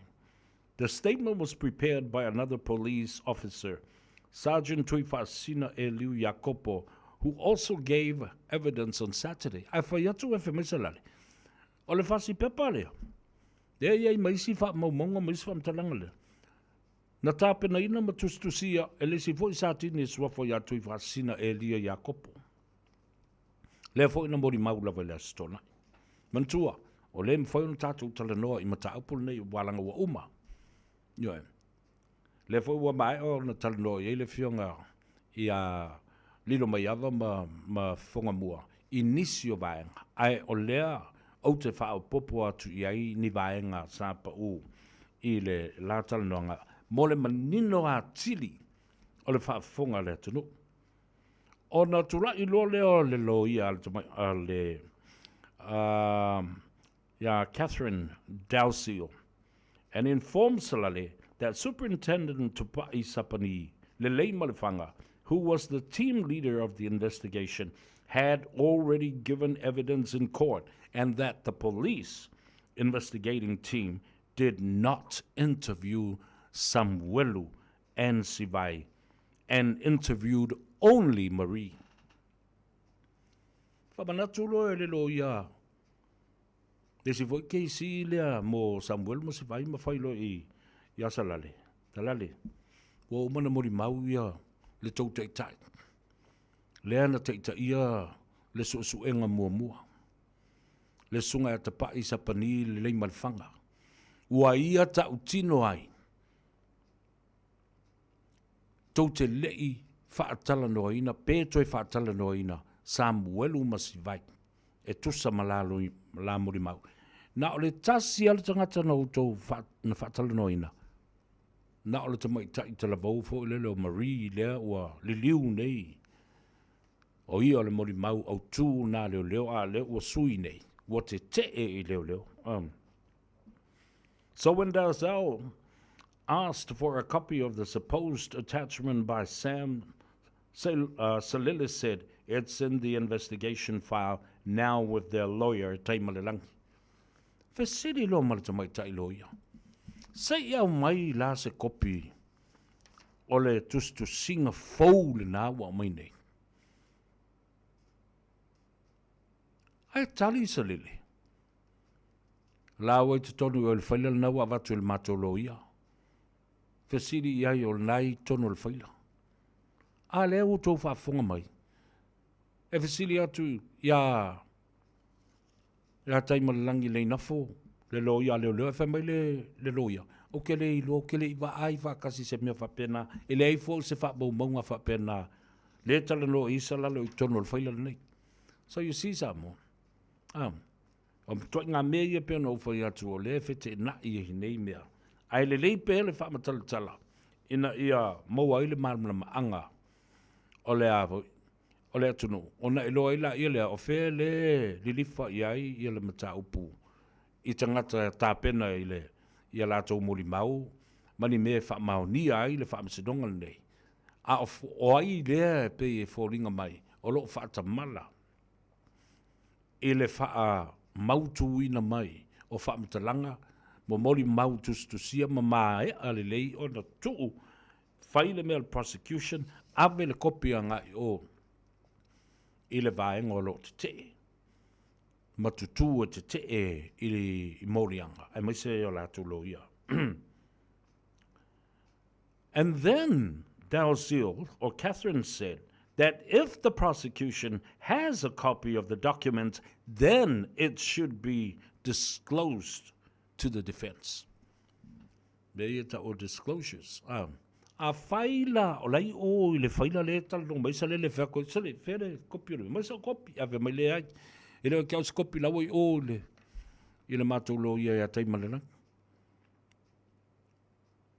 ia me masani ia I tu le prosecution fa pena fo I mal defense au le taimi fa Jesus engo me fa penei e vala au wina ele fa masino te tau ona ave disclosures of amtalanga malava o le case nei.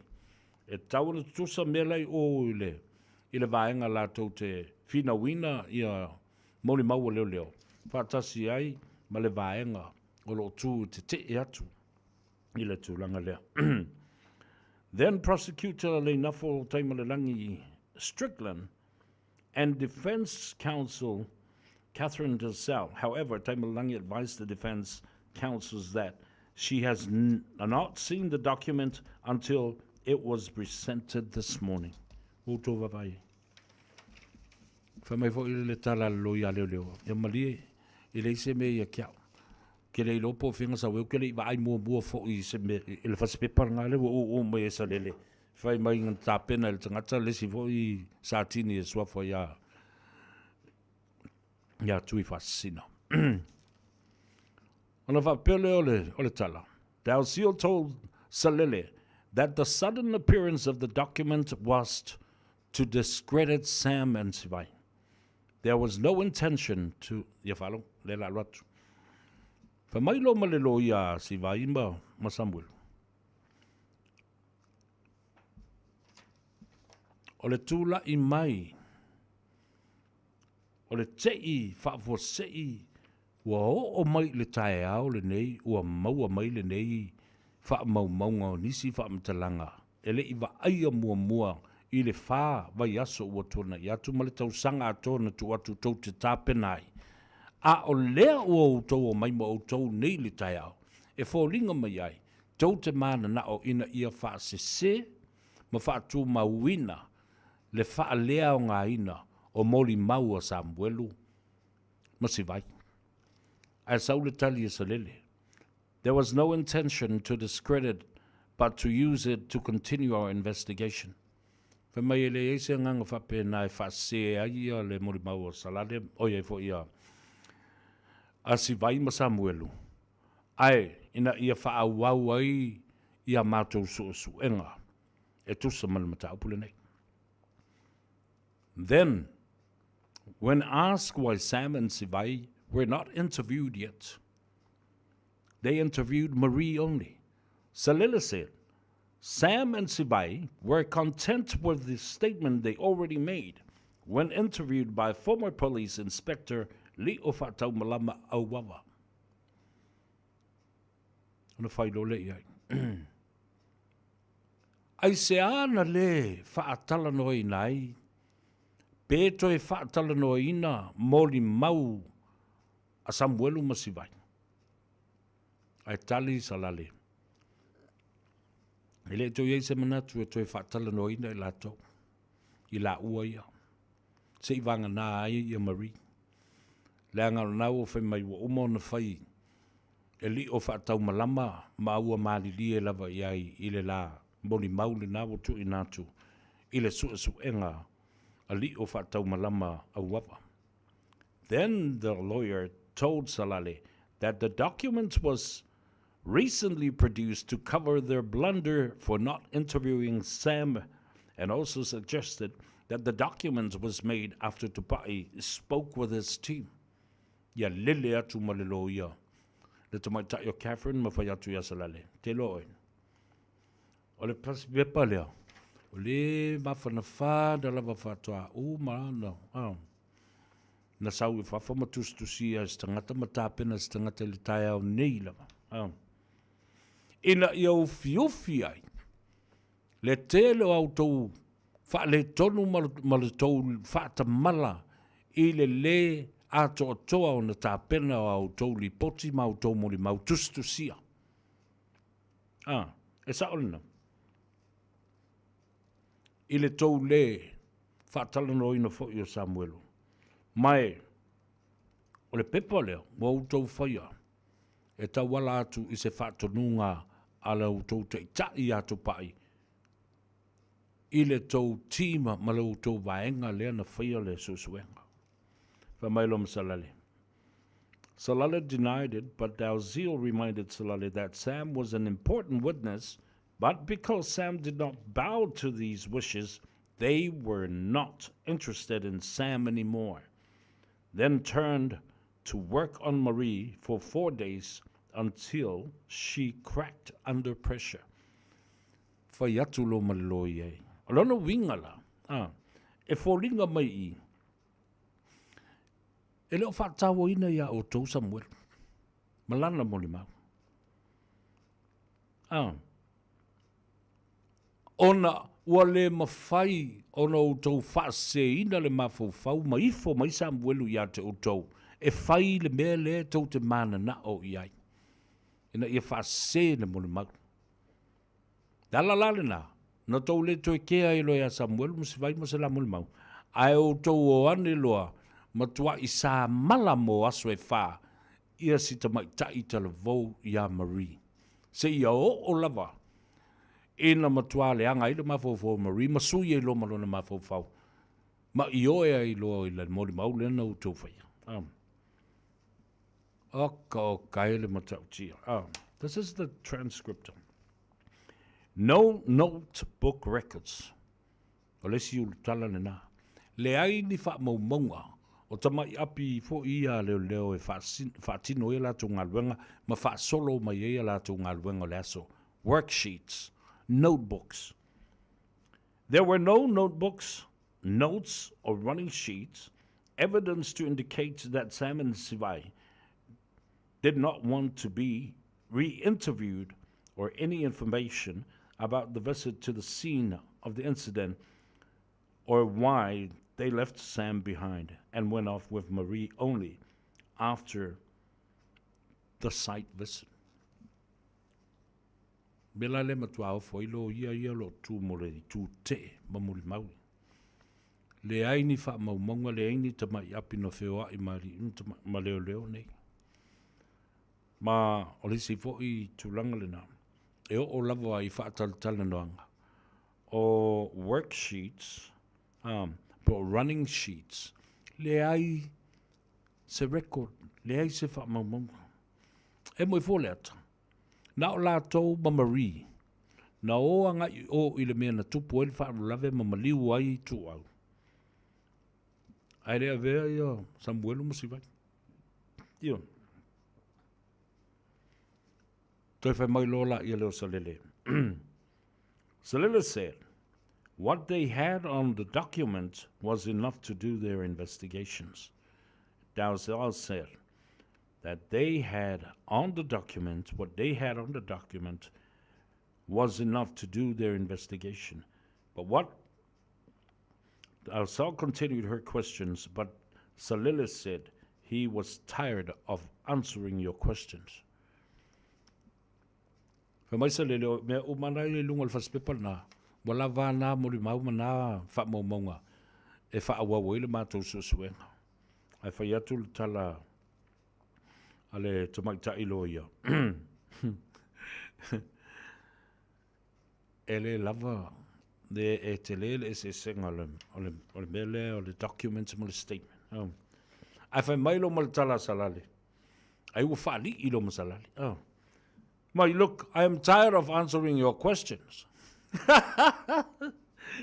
Whai sa o lo ia. Waita ua whaali. Mai vai. Ule la vako e kaliku over city. On the 6-page document, everything is handwritten, and on the bottom of the last page is a place for Sam to sign. But Sam did not sign. O atu ma le pepa whapenei e ono lau pepa. Le ai ma se mea ua type. Tusi lima o ma sa ve o ma il tusi ngā lima. E whapea ni mea. So se mea alo ia officially to be filed in the file of the case file of any court should be written and typed properly. E tau na type lele I le masini computer po le typewriter po le almea.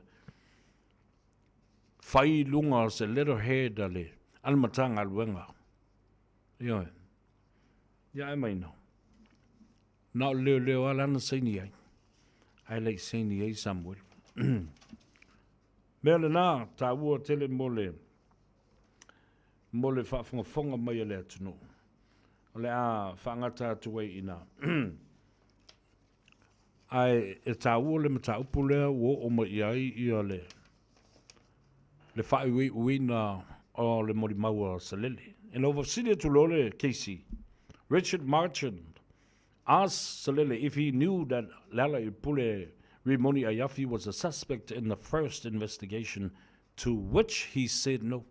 Sidia Tuloma Tumaitai, lawyer. Ete loa. O Lala Ipule Rimoni Ayafi, ostangata. O lo o aliae lo na ingoa, ma o lo o fōlinga mai, ostangata ua atangi ai. O lo o masalomia, suspect, or implication. Se tangata o lea o lo o masalomia lo na ingoa, I le tua inga lea. I le ulua isu esuenga. Ai tali salale. Dea, ke le iloea. Tali salale. I don't know to every question relating to Leala until Margent reminded him of the press release by the Minister of Police and the Ministry regarding an investigation involving a member of Parliament. Yafayatu lo maletalal. Oi, o te mana e whaamnatu I ate oe nai te malamalama wa umana whaasalawina e le matanga alwenga o leo leo. Mata uai le whaalawe le nei. Ma o lo masalomia ai se ali I whaipule ole pale mene o Samoa. Margent also informed Salele that Police Commissioner Aulongo Itino Filippo had confirmed in the court that Leala was a suspect and he was being investigated by Salale. But Salale said, I don't know. Whamailol tala Richard Martin, Salale, si utoe wha manatu lava ia te oe. Le whatoa o mātu nei ale mori mau ala o tau komsina. O leo. Le fionga ia au pa aulongo i Tina Filippo. Ma ia wha mautu matali mai ai i oe. O le ala i le pule. Le whaipule lea o lo o tā ua. Ma salo mia i le wha lavelave le nei. Lua upuna. Implicated and a suspect or le atangia. O loo masalomia ai le i moria. Ai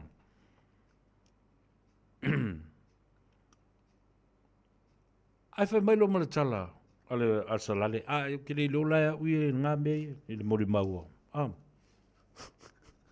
Ale komising. O tofa whongai. O mai loa i le vaenga lea.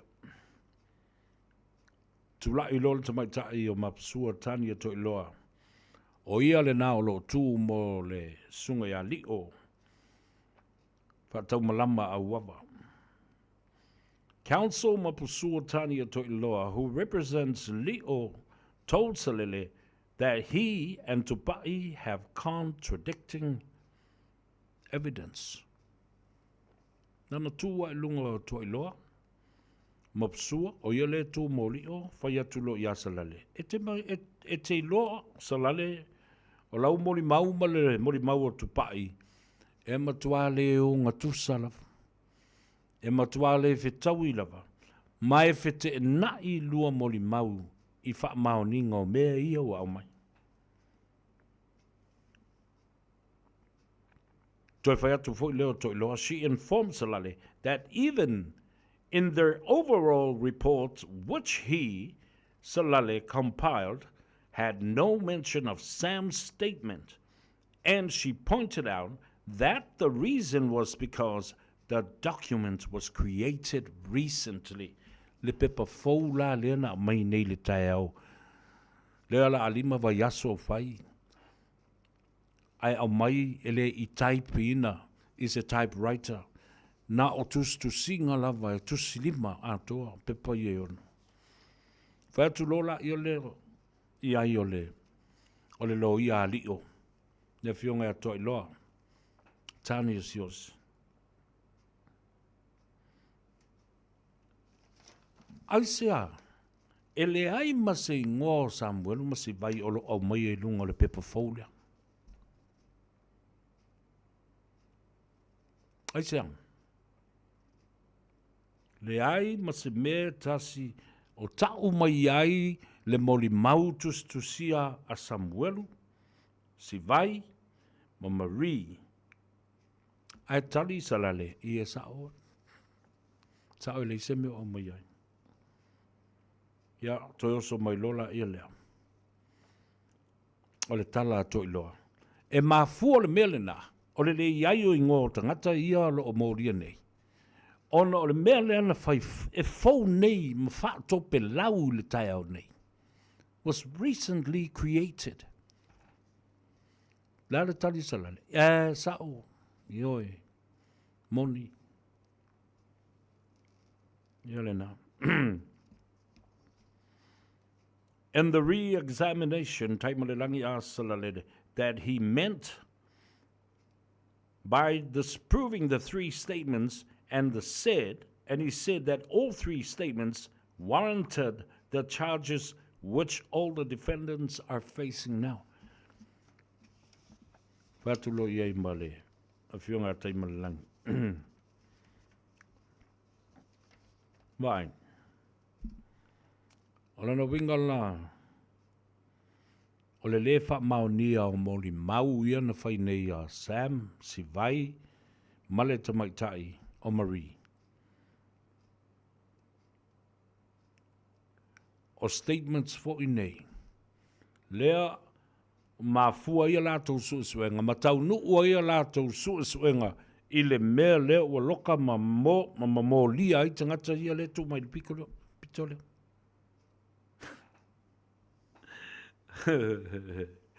Yeah. It was not a statement but my own notes. Sergeant Tui Whaasina e liu Jacopo vai la tātou o nei. La le wingo le.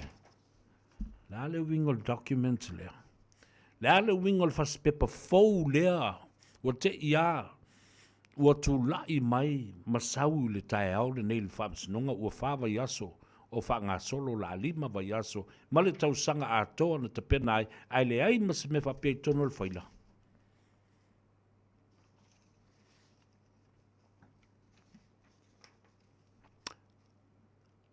Tali lo i ai matui whasina. Whamai. O le mea le nā, e leo se statement.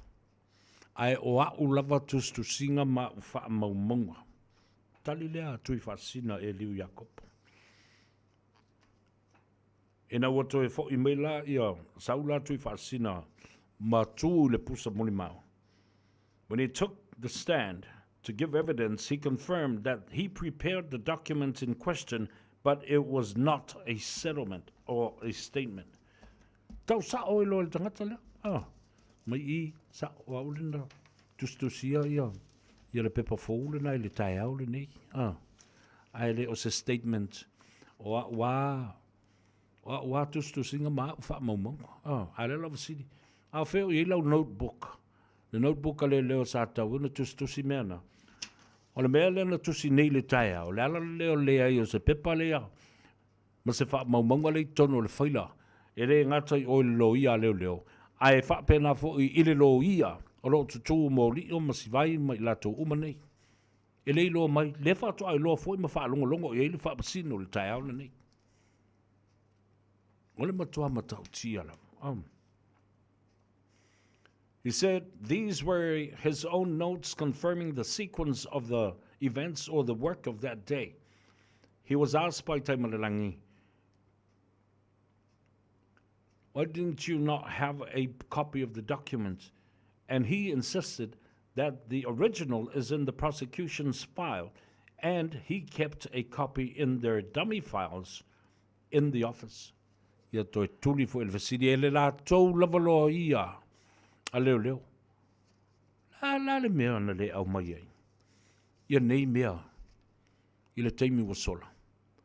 A wha mai ile. Ala o vasidi, ala o whai I le lato lo ia. Ngai ko kongo inga. Ngai kongo le whaina. Ai whai atu le tala tai malalangi le aise mea whapena o le mea lea. Sa te tau.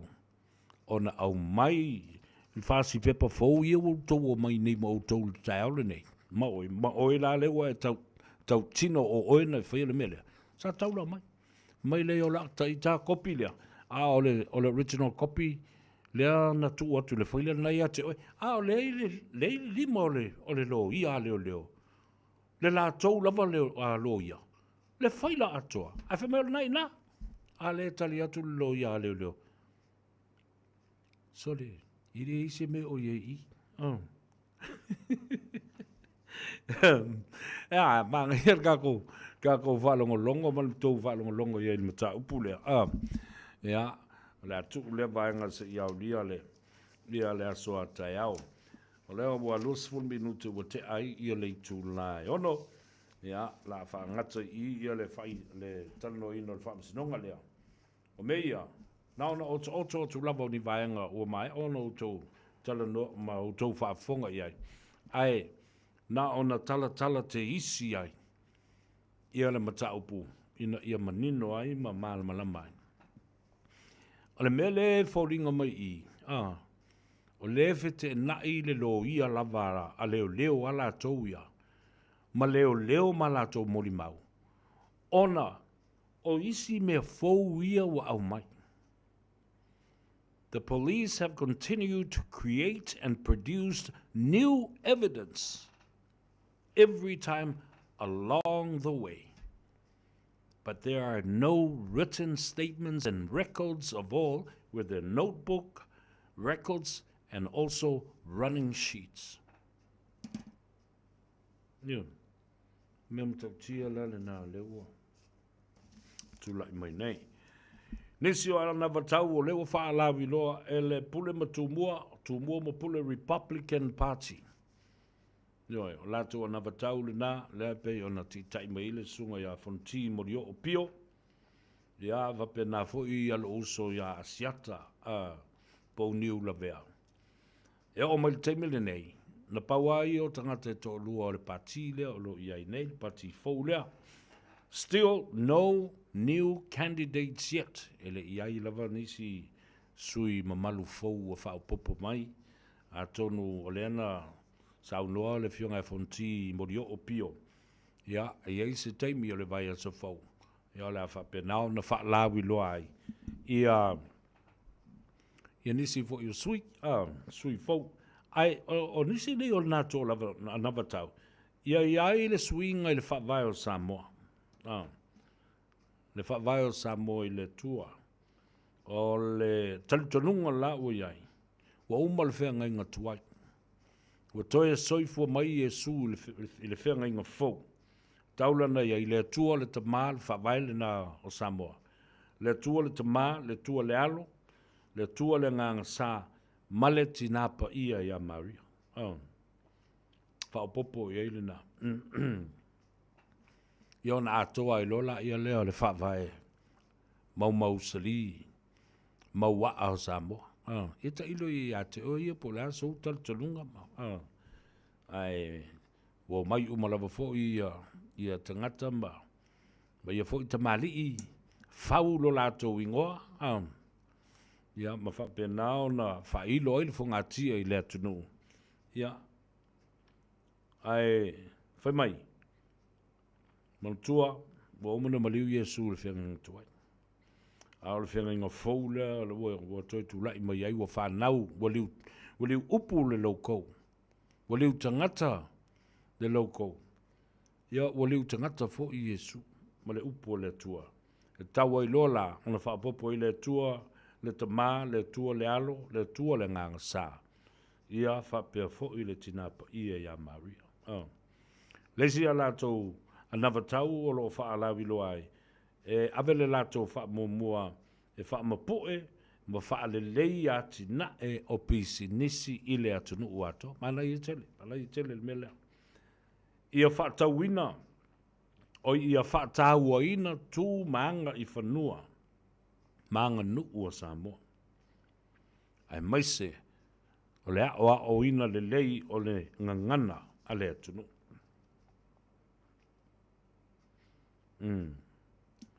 Ia lena.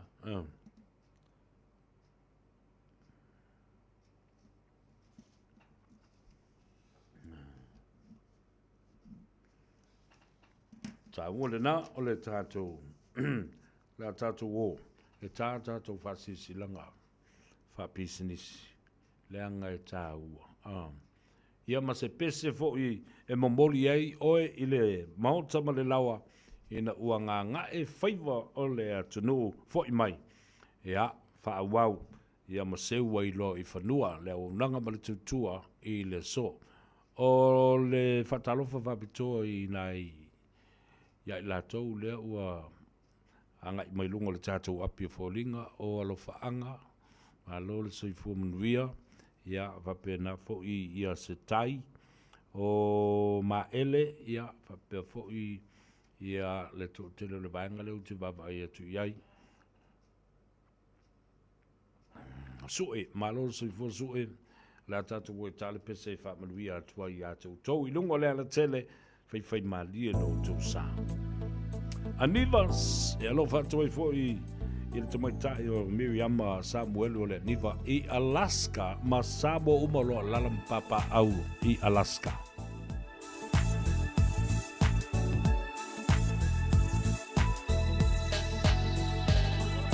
Macho te whaatalo whātu le whaia me le mamalu tele. Se io macho whaawhiawhia I la macho pese. O macho ne o le aniwa mai le motu o tutuila. O lo tau tua matavela vole atu lupe ala lea I le musika Bese la ia masiva Se faa Fia fia o le aniva Bese ngā Faamali e loto Alo maia Awa e te toe nofo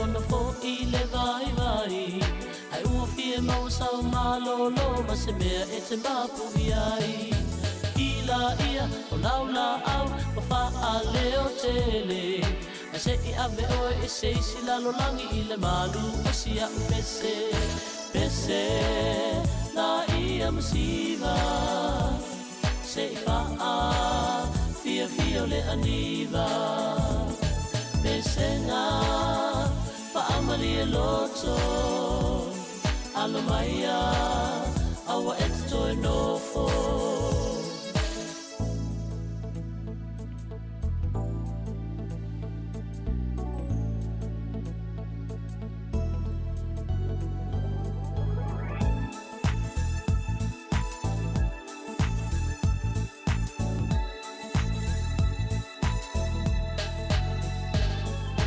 Ai po I ua e fia si ma ua e fia wha au mumu Tulo e lunga ma whaanga yo I mau vai malolu Oso I lunga ma ta a milo pati pati loa o lima Me mea ta ua o lo fia fia I pese pese ngau le aniva Pese la ia masiva Se I faa fia fia o le aniva Pese ngā Faamali e loto Alo maia Awa e te toe nofo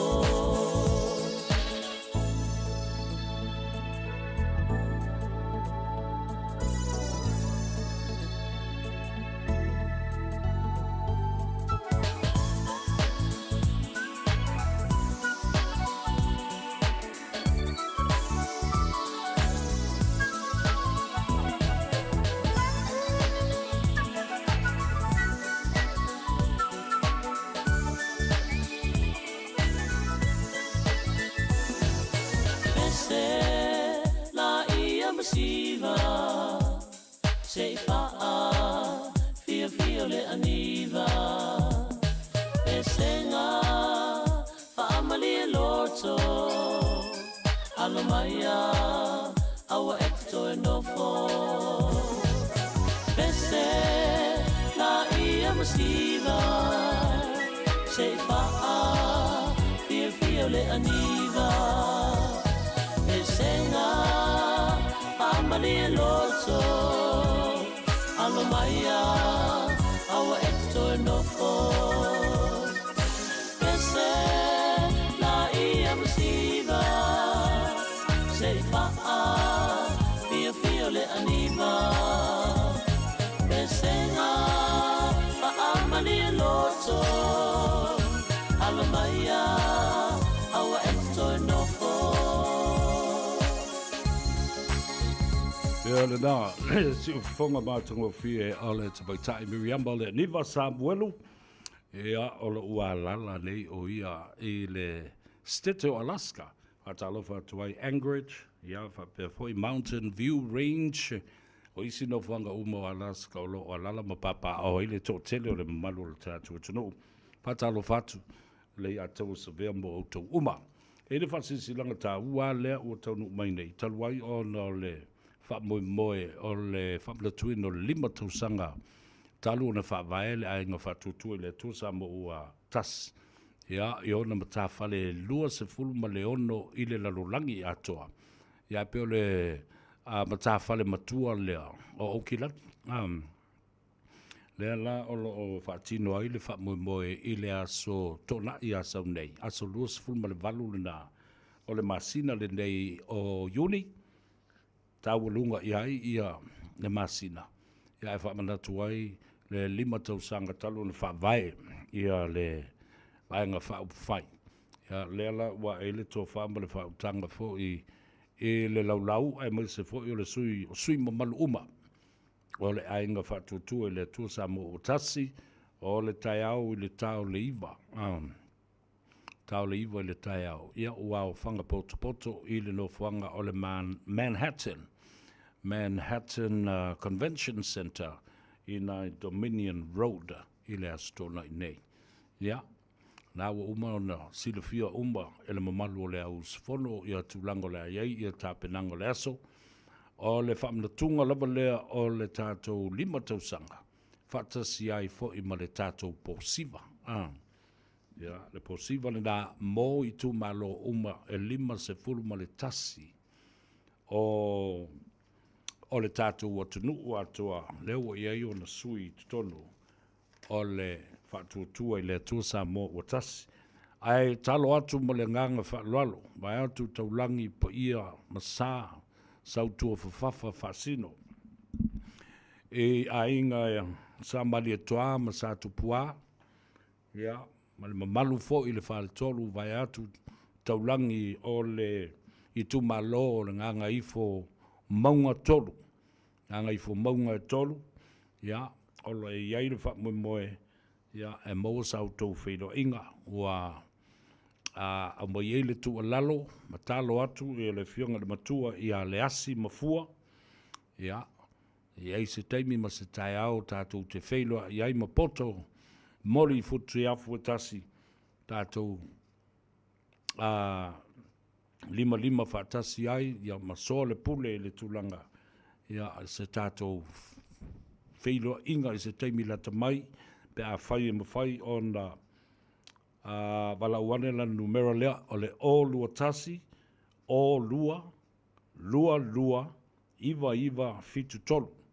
Toi whaafonga le numero na le fionga le matua e a le asi mafua, o le o lua tasi, o lua, iwa, fitu tolu. Ia, alo tau mawhai lava le fionga le matua e a le asi na ia tu whaatasia foi ia le wha moe.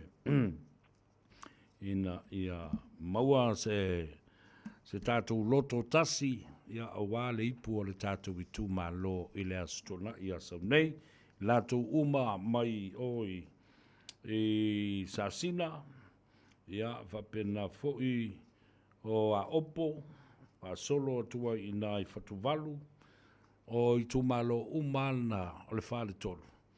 Ia, o le i tū malo o le vai nganga i fo maunga numero tolu. Ngai ko ki aku sali ma le ngolo kako polo kalambe o le nganga i fo o Faiva.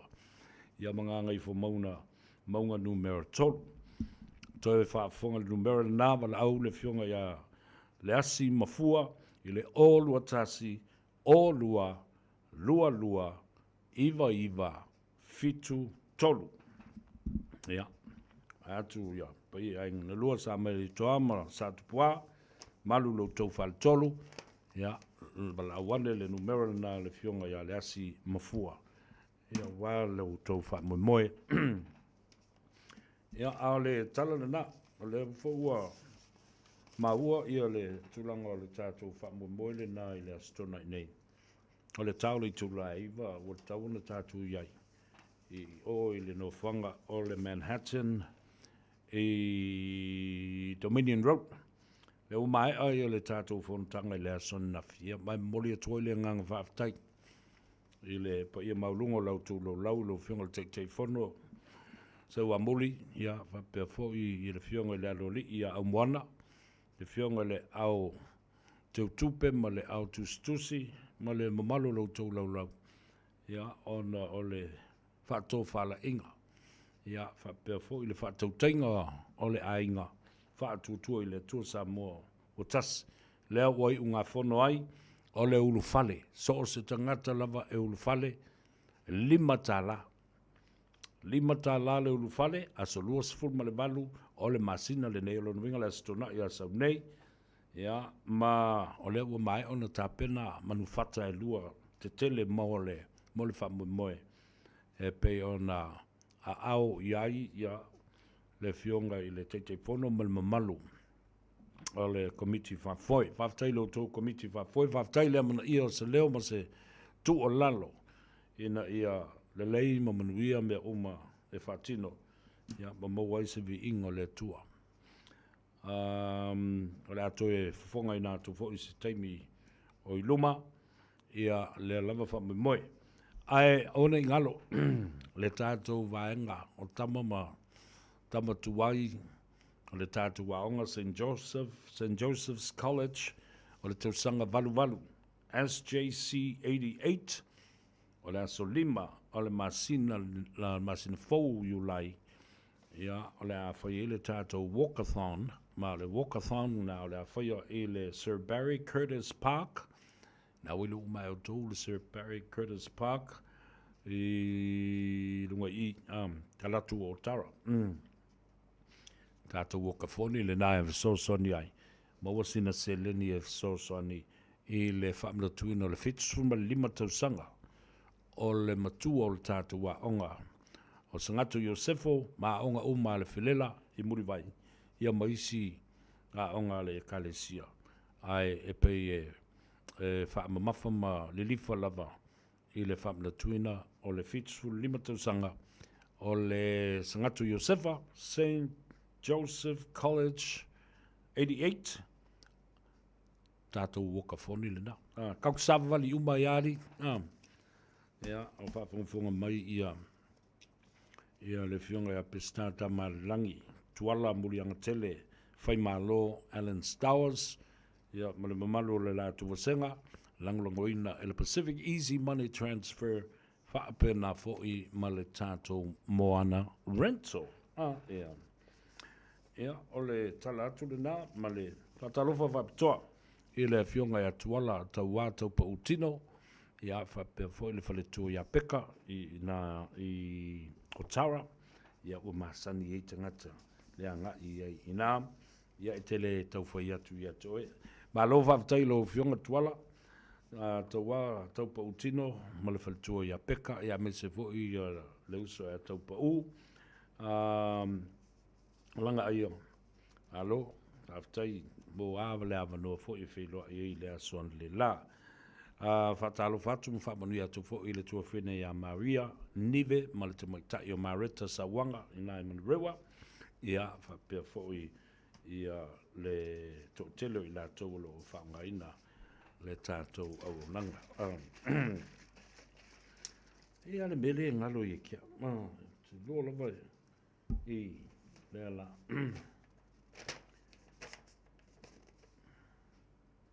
Oi. Leai, o vaenga o mana tātou talanoa fo. Iai.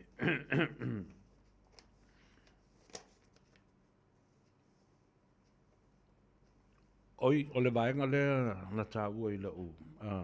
Tu inatu fo i o le tūlanga o le mana tua o le vai teimile nei. E nā o le whaalua lava o na se ei ia le whaamsinonga o talusanga toilo ilo po talusanga pili i le tausanga. O le amatananga o Iuni ia ma le taulu talata ia Novema i le whaiunga o le tausanga. Le lau au mai nei ia whaiunga ia talusanga a pili. Manu maloa ia le fonga fitalai i le mata upu na pili ai i le fionga. I le taitai o le itua ngai ma le sui taitai, le sunga tu le epa, whapea fo'i o fonu toe. Ia, le nā, mau tau whafonga i le unga o le whaamsinonga, na ave ai, ma apili i le whaamsinonga mawalunga o tālusanga ilo.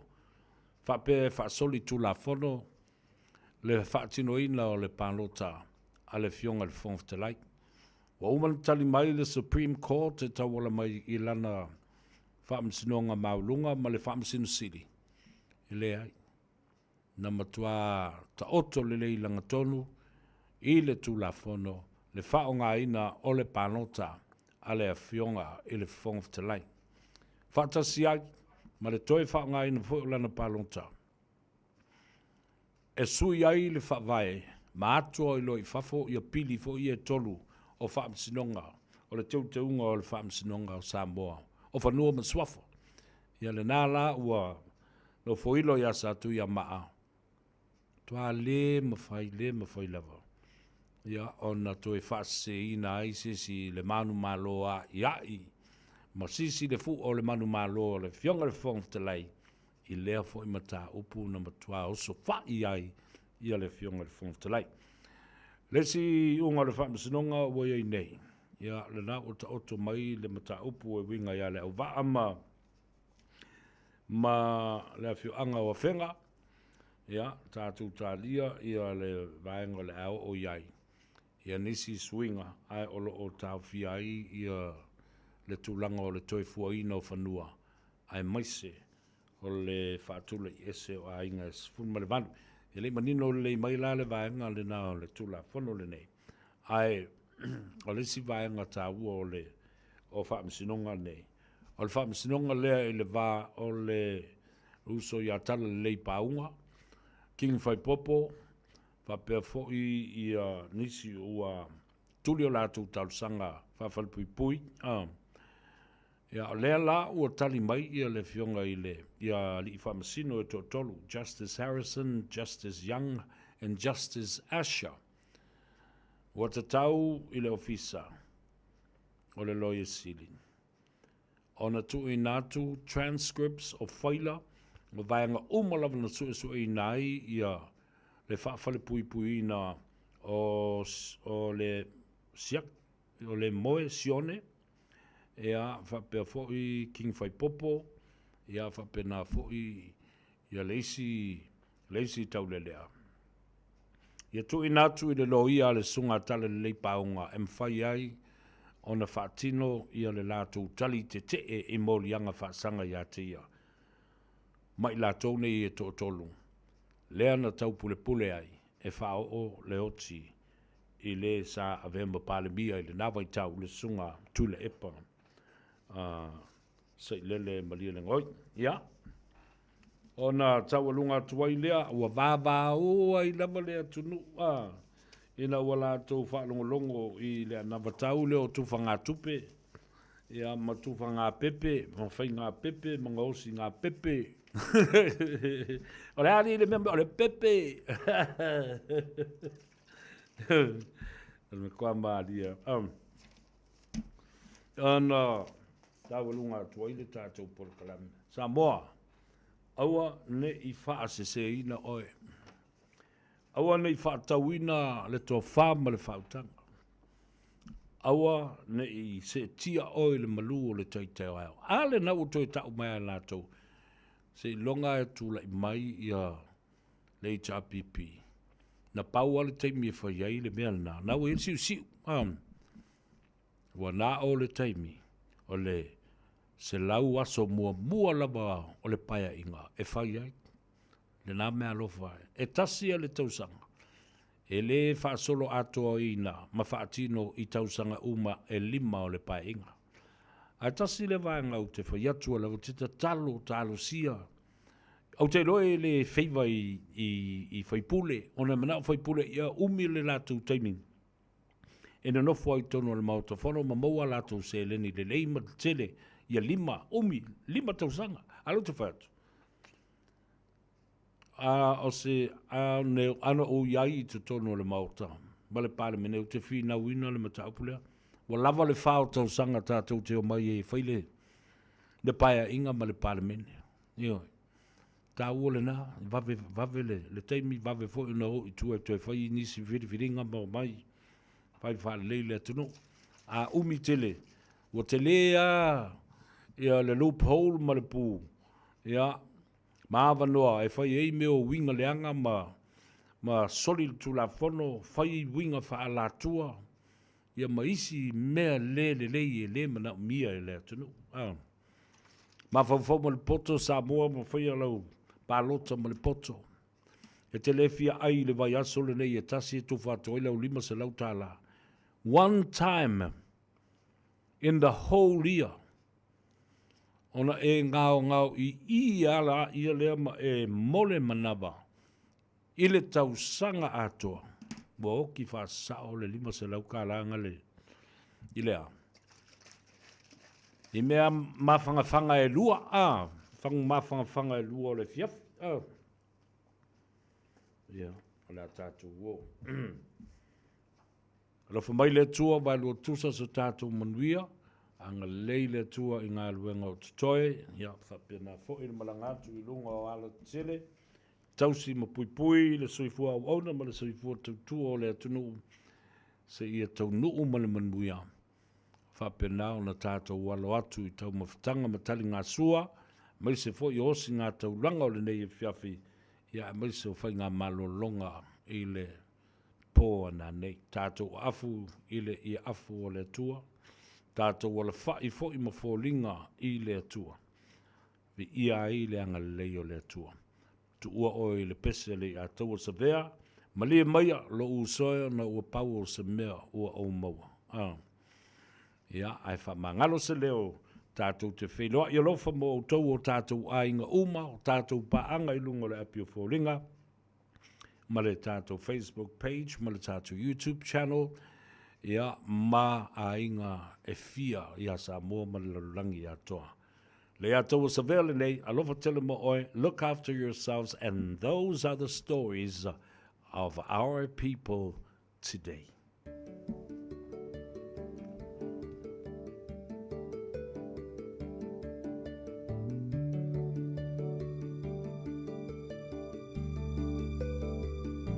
Wow, le pungisa, whaapeo na puniti o le la. Wow, le langi, o le timu fo i e le muta. O fitilo na muenga, wa tofai, baloi mata. Fitilo fai solo, wa le tau ai lona loto. E uso e sauia, o le vai nulea e te tau mawhaina. Kopu mai e le pauno, le wha amalu le